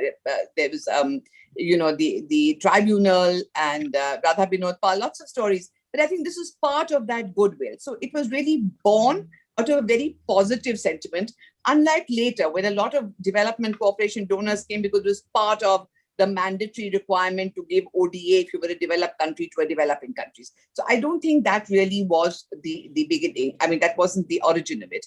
Thereafter, what has happened in the relationship was, I think the Cold War happened, a little bit of history, and we kind of went into our little corners. I mean, we were not part of the other side, but, we were not part of the Japan-US alliance. And the political relationship kind of plateaued. And what really kept the relationship between India and Japan going at that entire period for about 4 decades was really development assistance, which continued over the years and kind of gave the sort of the ballast for the relationship. And then in 2000, we find that, of course, Prime Minister Mori, and we find a qualitative change in the relationship. But I may also say that this was also a period of quantitative change. You just talked about the fact that 41% of Japan's ODA comes to India, and this thing that we say that we are the largest recipients of ODA from Japan, and Japan is its largest donor. The figures are astounding. I saw one figure. I was trying to convert yen into dollars, and it came something like $56 billion. I mean, it's absolutely an astounding figure. This was when, quantitatively and qualitatively, the relationship changed. And it starts with some really mega infrastructure projects. And for example, the dedicated freight corridor, we talked about it in 2005 when Prime Minister Koizumi came.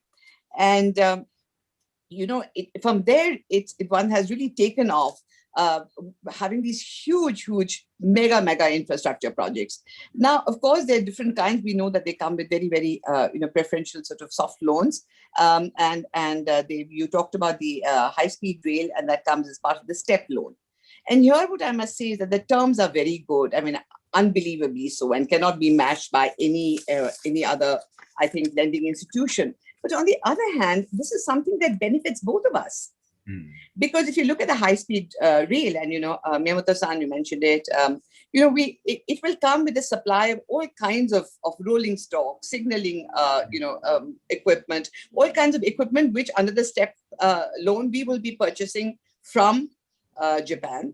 We will benefit because at some point of time, hopefully, this will become part of the Atmanirbhar Bharat. We will start producing it ourselves. And with this, as we spoke, there will be training of personnel and so on. It's sort of a very comprehensive package.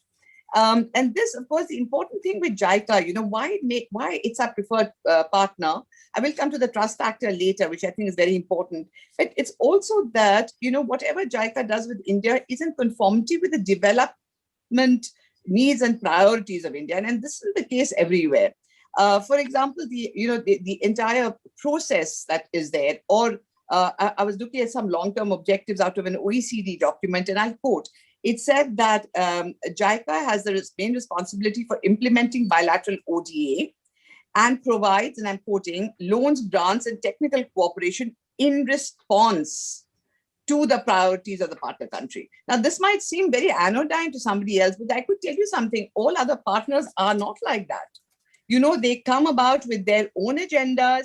They come about very often demanding, policy change and saying, we have to convince our taxpayers how that money is able to bring about a policy change. And I know that it's an affront. I've been part of the Indian government, and we feel that is an affront. We are a democracy. We have a process of consultation. We come out and, we look through what our priorities are. And so it isn't something that, where somebody else decides for us what we should do, because we are a mature democracy.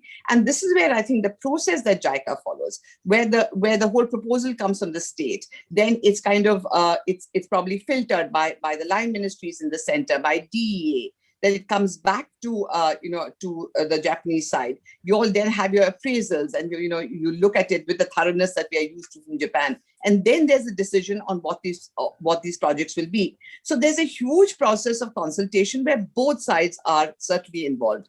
I agree with what Sakamoto-san says. I'm sure there are times when we absolutely frustrate you by, going back on what we think is our priority. That's quite possible. But the idea is that this is a very consultative process where both of us are equal partners. And we really do appreciate that. Another feature of JICA's projects really is the scope and the scale that we haven't seen before. I mean, look at the DFC, the dedicated freight corridor, which is going to be from Delhi to Mumbai. I mean, apparently this is going to take care of 70% of the freight movement in India. And what used to take weeks to reach, from Delhi to Mumbai will reach in a couple of days. The costs of logistics come down because of this. There are so many other spin-off effects. And then along the spine of the DFC, we have the dedicated Mumbai Industrial, the dedicated DMIC, the Delhi Mumbai Industrial Corridor. And here you find, you're looking at eight new smart cities coming up. The concept of the smart city, of course, we got from Japan, and I've been to Kitakyushu and seen what it was when we were thinking about it. So you have these smart cities, And the entire zone, I mean, this is apparently one of the largest infrastructure projects anywhere in the world, and a value of about $90 billion. So the thing is that it's a scale. You dare to dream of huge sizes, which are transformational. They can transform India, and they will transform India. Similarly, you mentioned the high-speed rail, or there is a Chennai-Bangalore industrial corridor down south. Where again, you are actually linking a whole lot of industrial zones and actually building up the infrastructure and, making that entire area extremely competitive. And and what is the purpose of all of this? So this is what is interesting. And that is, I think, really the ease of doing business to become a more attractive investment destination.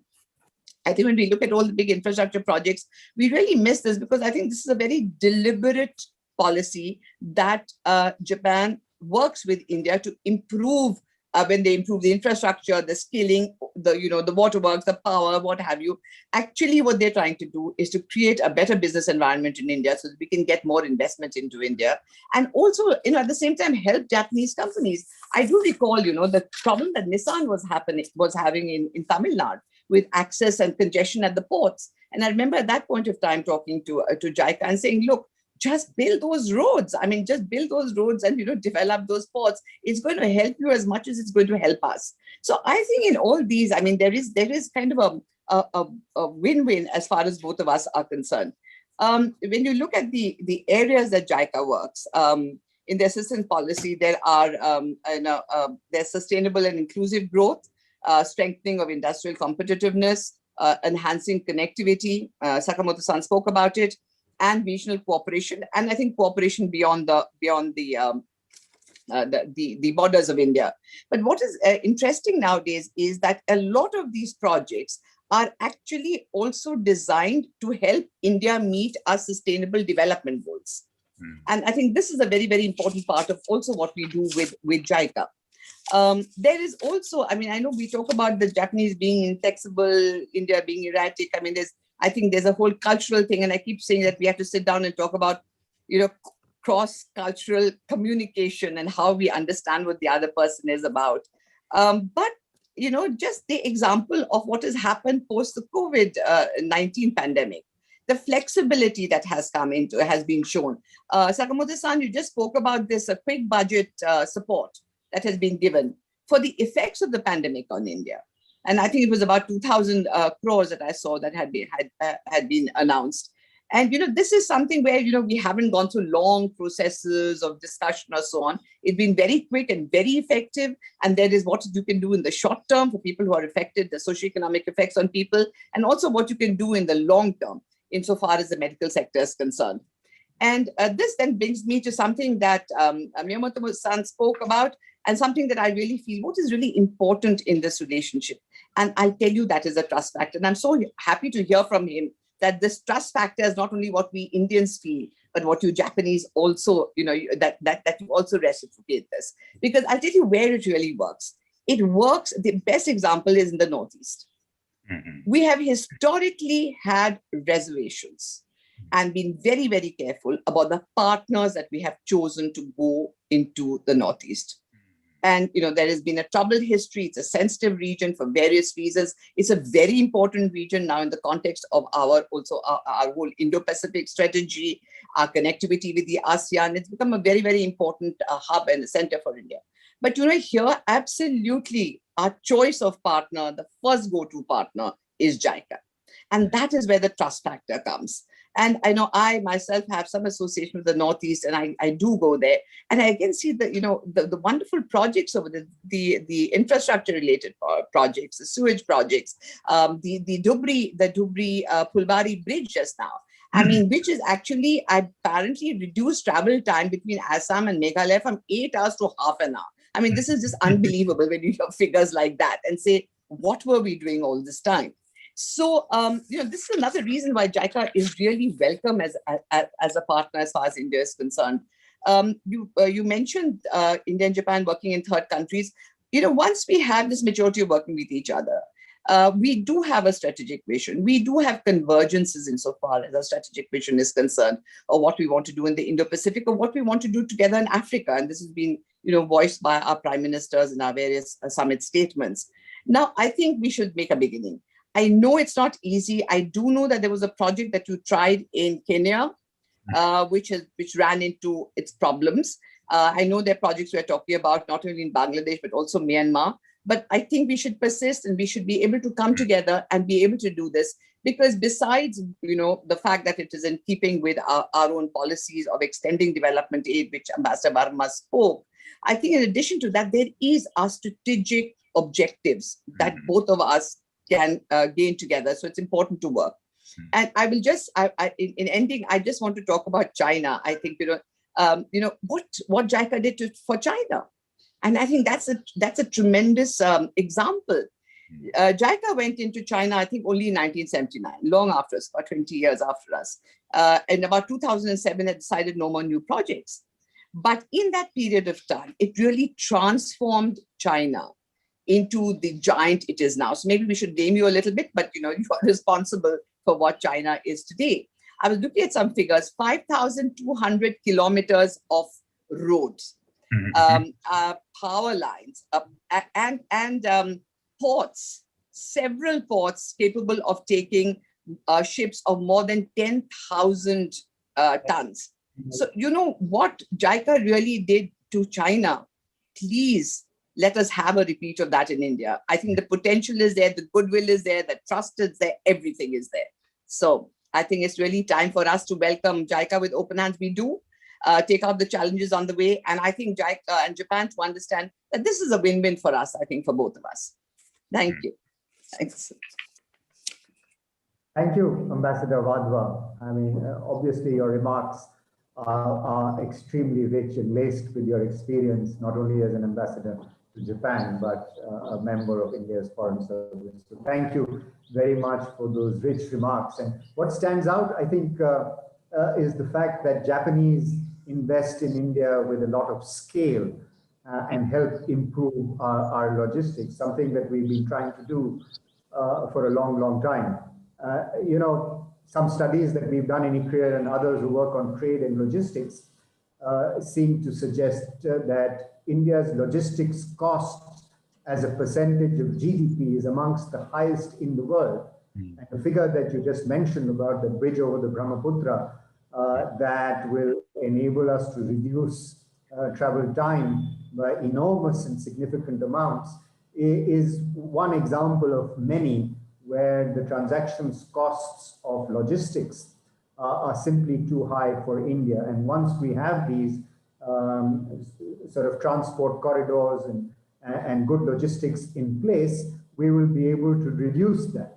There is a very famous World Bank study done several years ago, which suggested that if you did a like-for-like comparison between a 10% reduction in tariff versus a 10% reduction in logistics costs, and keeping other things constant as economists do, then the bang for the buck that you get for a 10% improvement in logistics costs is far greater than a 10% reduction in tariffs.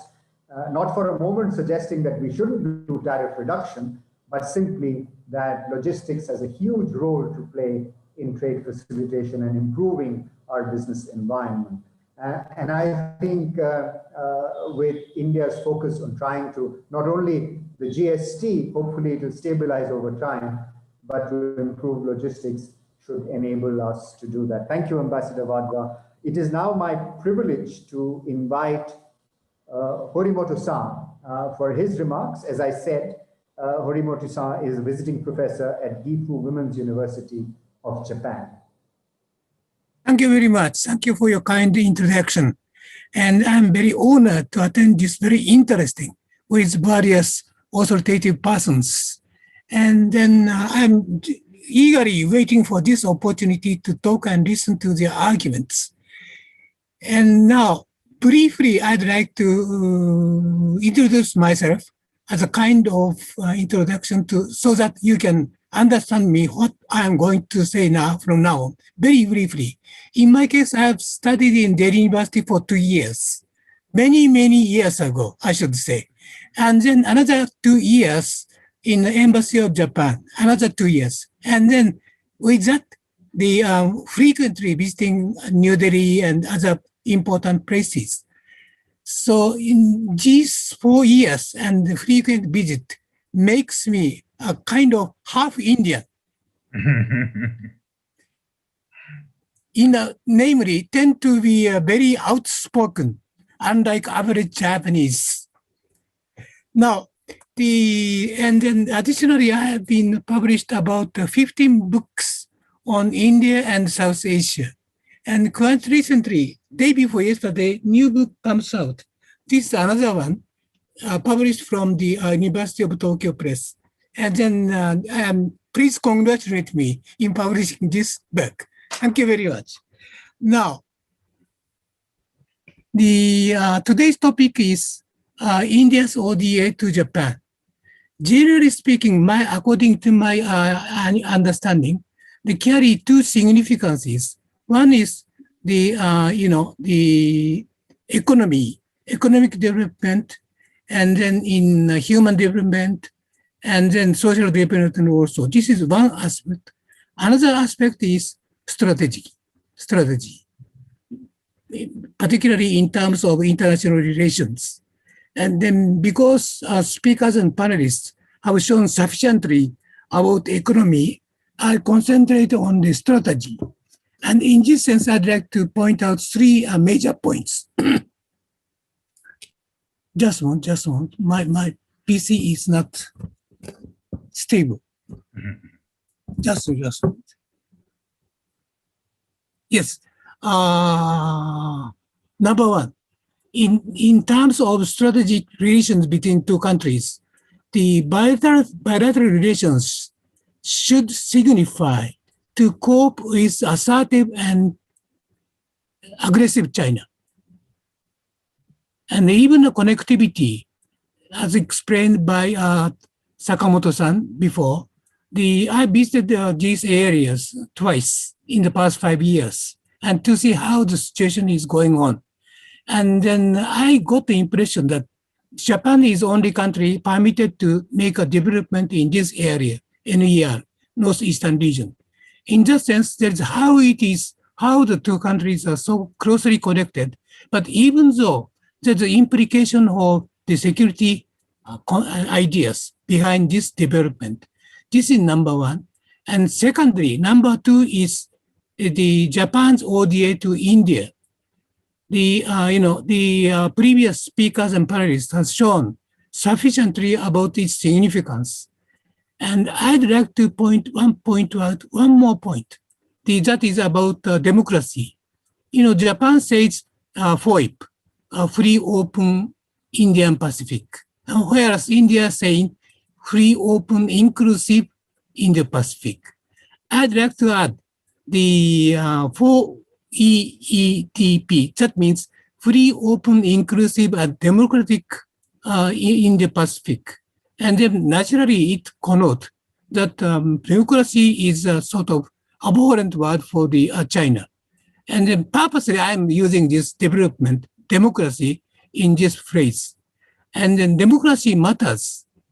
The FOIP and 4EE is a sort of the important concept of regional order in the Pacific. Not simply coping with China, but we should underline the regional order. And we should be aggressive in this field also. And then Japan and India is in the same page in terms of economy and security. So in that sense, we should cooperate. And number three, this is my last point. This is last but not least, Japan's ODA to India means mutual benefits. And powerful India means big asset for Japan. As Wadhwa-san said, they emphasize that the mutuality is beneficial in a sense. I share the same opinion. It is for both of the country, Japan's ODA are beneficial. Strong India is much preferable for Japan also. In that sense, ODA should be more, greatly increased. And in this correction, I'd like to say one thing, that the metro, Delhi metro has been started in early 2000. And then I visited several places in Delhi, new metro station in Delhi. And then to my regret, I found nothing mentioning about Japan's aid to the Delhi metro. And then later on, the Japanese Prime Minister came to India. The huge placard break is attached in several stations. So similar things has happened also in the recently opened Chennai metro also. There's no reference in the inaugural session. So as a kind of courtesy to mutually, I'd like to say there is, of course, I know India is doing this self-reliant India movement, but at least as a matter of courtesy, it is mentioned, and such reference might go a long way to create a sort of Pakka mutual trust between the two countries. And then finally, my conclusion is bilateral relations should be molded in such a way as going beyond coping with China, but for future regional order in East in Pacific region. This is very important. And then at the moment, Quad and VoIP and others, to my understanding, some sound like something like a rather defensive. And in order to change our mentality, perceptions, more forthcoming, it should be, changed from now on. Thank you very much. Thank you, Horimoto, for your remarks, and many congratulations for your recently published books, and many congratulations for the books that you published earlier on India. I hope you had a pleasant stay when you were here, and thank you for emphasizing the soft points about our relationship, the values, and what India needs to do to also improve the sort of ecosystem around the assistance that we get from Japan.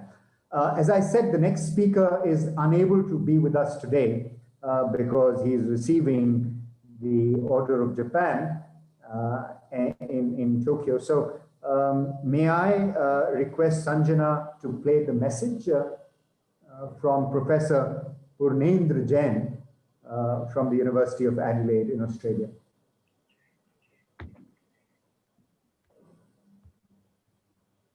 Policy in India's context. Apologies for not being part of the live Zoom discussion, as I have another commitment on Friday. It's a great pity that I am unable to listen to my fellow panelists and participate in Q&A, but I very much look forward to listening to and learning from the distinguished speakers when recording becomes available. So I start with just making some general comments. First, we all know that Japan has been a leading aid donor. It was number 1 in the 1990s. Now Japan is number 4 largest aid donor among the 30-member OECD DAC group of donors. And in my view, Japan has been an agenda setter by crafting its own distinct model and distinct brand of ODA within the DAC group, and yet has remained deeply embedded in DAC's broad principles and norms. And one of the examples I want to give here is that DAC, OECD, every 4, 5, 6 years conducts a peer review assessment of each DAC members, and Japan was reviewed in 2014, and the latest review had just come out. And I had a quick look at that review. It's a glowing tribute to Japan's ODA and its aid policy. Of course, there are areas where Japan needs to improve. They have recommended, and this is what Japan has been doing for the last several decades. Refining, repolishing, readjusting, and improving its aid policy and aid delivery mechanisms.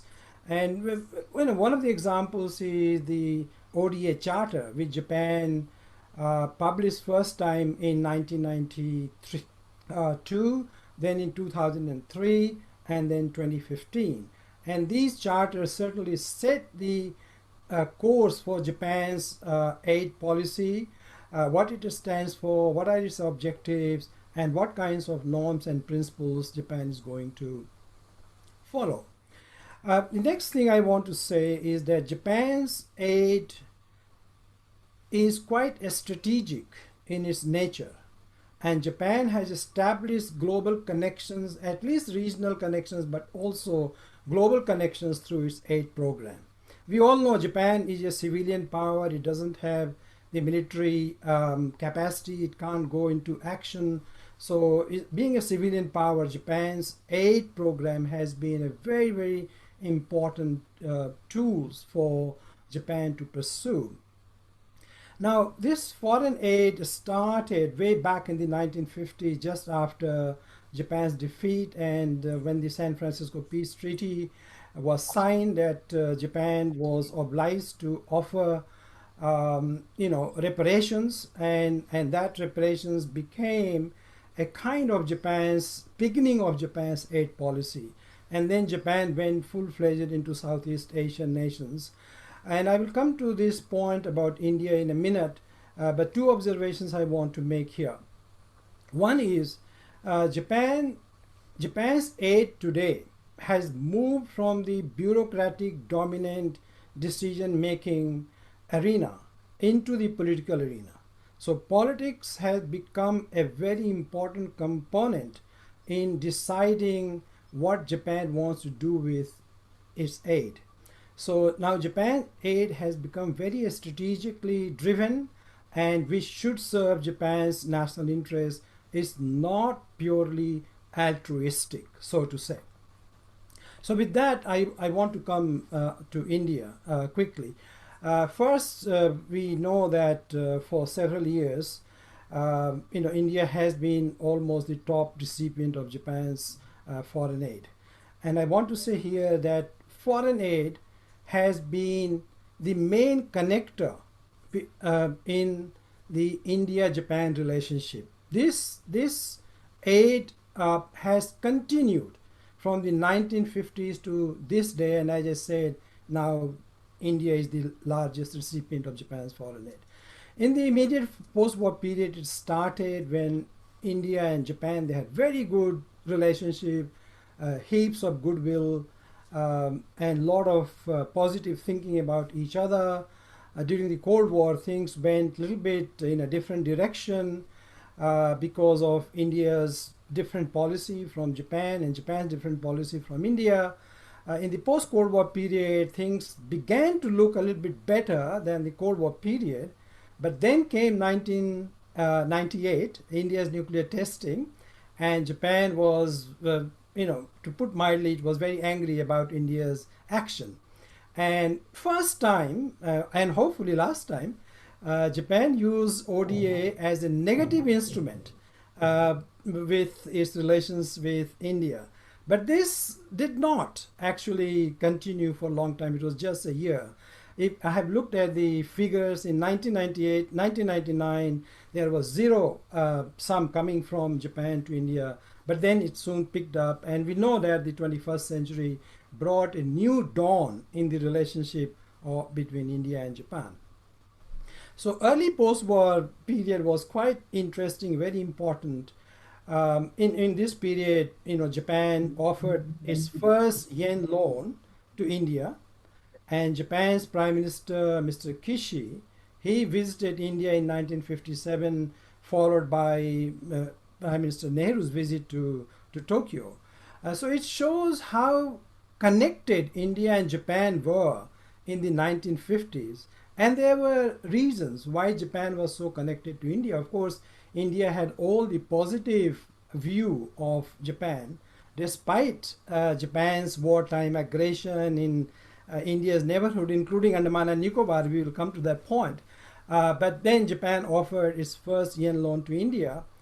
because one reason, India was attractive politically, economically, and the Japanese policymakers thought that India was in Japan's national interest. So it offered this first yen loan. And also Japan's relations with Southeast Asian nations, they were still kind of, the wounds were very fresh in lots of Southeast Asian nations from the war. Of course, Japan did not have the diplomatic relations with the PRC when this was formed. So India became very, very attractive. In my view, actually, there should be more work done for this period to understand Japan-India relationship, because now archives are open and we can find what actually happened. Just this is my opinion. I have done some work, but it needs more work there. So the 1960s to almost to the 1990s, more than 35 years of the bilateral relationship, I call it a kind of fitful relationship, very disturbed time, intermittent, becoming good and becoming worse, and even broken in 1998. But this low-level engagement of India-Japan is quite understood, and a lot of people have written about it, what went wrong. I mean, some has depicted in a very extreme form, calling it a dark age of India-Japan relationship. I necessarily don't agree, but people have. And the Pokhran II did not help India-Japan relationship in any case. And after the Pokhran II, the Kargil war came, and Japan had made some statements which was not of India's liking. But the ODA remained as a connector of India-Japan relationship, except, as I said, in 1991. It was a small blip on the radar. So it's a very, very important aspect of India-Japan relationship, and this is what I would like to emphasize and carry through this idea. So 2020s, 2000s, new century, the relationship turned positive, and this has been on an ascending trajectory, and hopefully this trajectory will continue. What I call it, India-Japan relationship peak.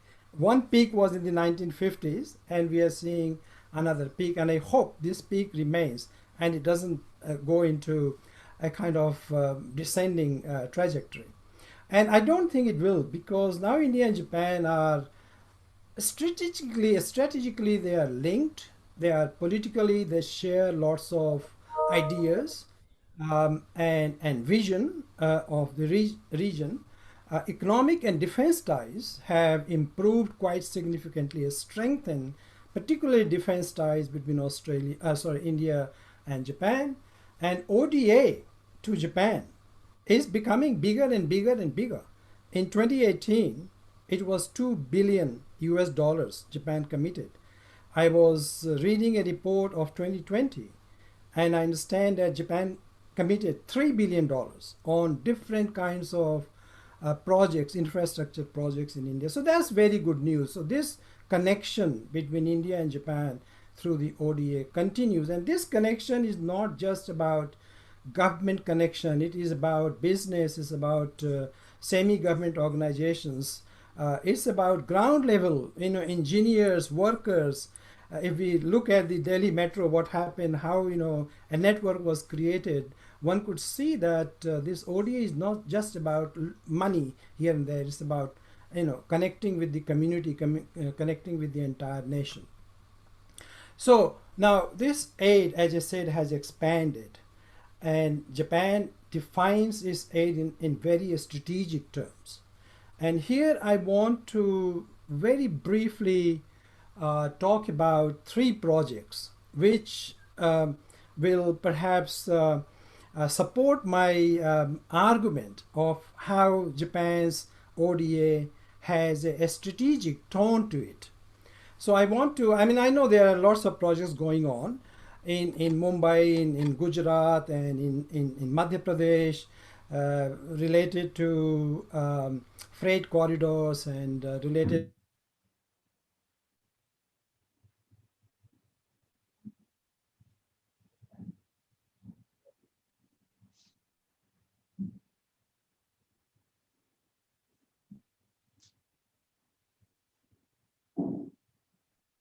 ODA in Northeast India.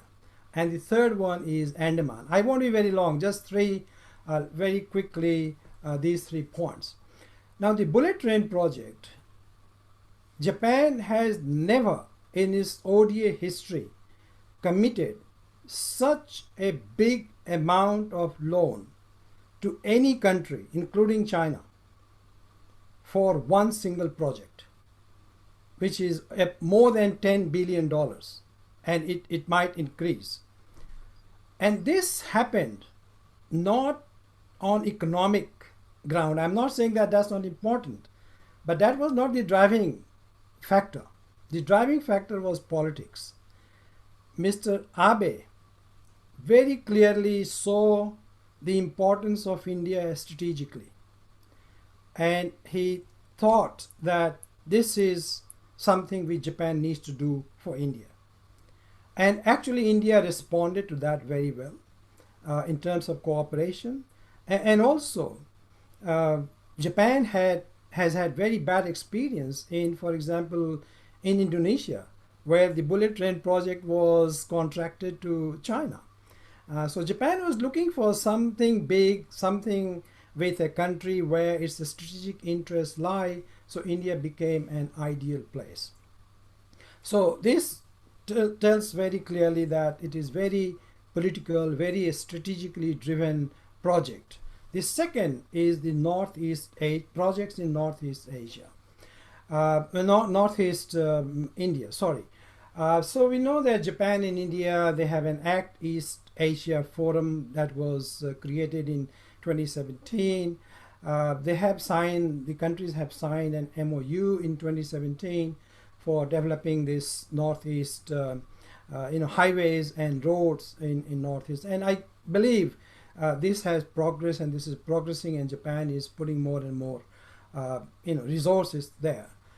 I mean, it's very interesting because Northeast India is a strategic area because of sensitivities with its neighbors and China in particular, I would say. So to give Japan this access in this region to partner with India in its development itself tells us how strategically acceptance of Japan has been from India's perspective as well. So it's not just Japan, it's also India is very much ready to accept Japan as a key strategic partner, and that has come through trust, and that has come through mutual goodwill and long time mutual goodwill, mutual trust between these two nations. The third is about Andaman and Nicobar. This is again a very, very sensitive area. It's very strategically located for surveillance purposes, for maritime spies. So India and Japan, they had a joint statement about smart islands, and I believe that Andaman Islands are one of them. But I'm not sure how this has progressed and where it stays.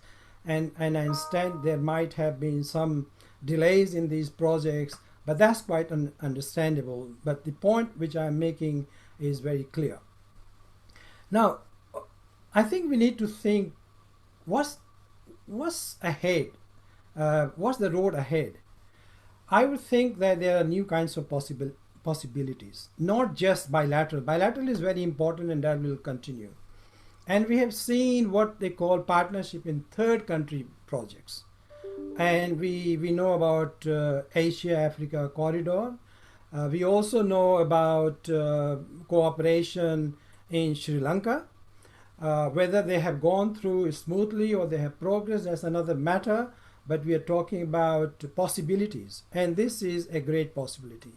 But one very important possibility that emerged at the Quad summit earlier this month was about how Japan is going to finance the production of vaccine and how India is going to manufacture those vaccines. So we have seen a new model of cooperation between India and Japan, including US and and Australia, but where Japan is going to finance and India is going to manufacture and for distribution around the region and around the globe. So this is a very good template, which I'm sure the two nations will follow very clearly. Now, having said all the positive things, and they are very positive, very good developments, absolutely no doubt about it, there are challenges. And these challenges are about India's capacity to absorb Japan's aid. We have seen in the past, and we have seen very clearly in the case of the bullet train, which was supposed to, the project was supposed to be complete by 2022, 2023, but there has been a delay. And this delay is quite significant. And this will have impact on the cost. This will have impact on the relationship as well in terms of big projects. And the other thing is about the third nation or third country cooperation. We haven't progressed much on Asia-Africa corridor. The project in Sri Lanka has hit some roadblocks there. So these two nations, India and Japan, need to be very carefully thinking how they can proceed in those arenas. Just to conclude, I would again come back to the point of aid or ODA as a connector. And this connection continues. This connection has strengthened and it has become larger. And this will become more stronger if India and Japan come up with creative ideas as to how they can have their synergies and produce their joint cooperation in third country cooperation and partnership. So with that, I think I would end there. And with my apologies again that I'm unable to be there and listen to everyone else and participate in Q&A. But I very much look forward to comments from my fellow panelists. And I know Sakamoto-san is going to give a speech on that issue. So I'm very much looking forward. So thank you again, ICRIER, and thank you, Sanjay, very much.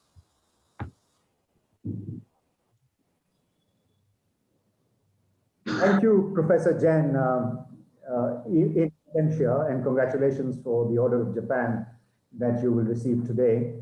I think you provided an extremely important lens of history to view the changing nature of India-Japan relationship, and re-emphasizing what other speakers have also said, how this relationship is built on trust and how it's changed over time and perhaps here to stay and probably scale new heights over the next few years.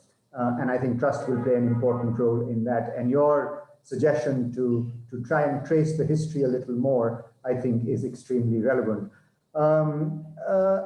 I think we've run out of time, absolutely. We are already almost 15 minutes over the scheduled close, so I'm afraid we're going to have to drop the question and answer session, with the caveat that we'll be happy to respond offline to people that have questions. I've seen several comments come through and very positive comments that we must increase the level of engagement, both economic and people to people between India and Japan, especially for the future generations. And I think that is a suggestion that is well made and will go down well with both countries. It is also my pleasure to thank everybody who has participated in this discussion and the webinar on Japan's official development assistance to India, starting with our chair, Pramod, Basin, who's always been a strong supporter of ICRIER activities. Thank you, Ambassador Varma, for your keynote address. And I think you raised several important points that were re-emphasized by people later on. And of course, the excellent presentation made by Sakamoto-san about Japan's engagement, JICA's engagement with India. I think the panel discussion was absolutely rich and stimulating. Shingo-san with his Hindi, Ambassador Wadhwa with their experience, Horimoto-san with his candidness, and of course, Purnendra, Professor Jain with his historic lens. I think it was absolutely wonderful. Let me also thank Sanjana, who's always been a big player and coordinator for this program, and of course, in her own right, a researcher on India-Japan relations. Nisha has always been there to support this platform, and of course, Rajkumar Mandeep and the team. Of course, I will be completely amiss if I don't graciously and generously acknowledge Toshiba Foundation's support to ICRIER activities, not only for this activities, but for all their support they have provided over the years. And hopefully ICRIER and Toshiba will continue to engage more and try and help forge better India-Japan ties. So thank you all. Thank you, Toshiba Foundation. Back to Sanjana if you have any housekeeping or final comments to make. Thank you so much, Dr. Kathuria. You've already said what needed to be said. Once again, on behalf of ICRIER, we thank all the panelists and speakers and all the people who joined in to listen to this discussion. Thank you all so much.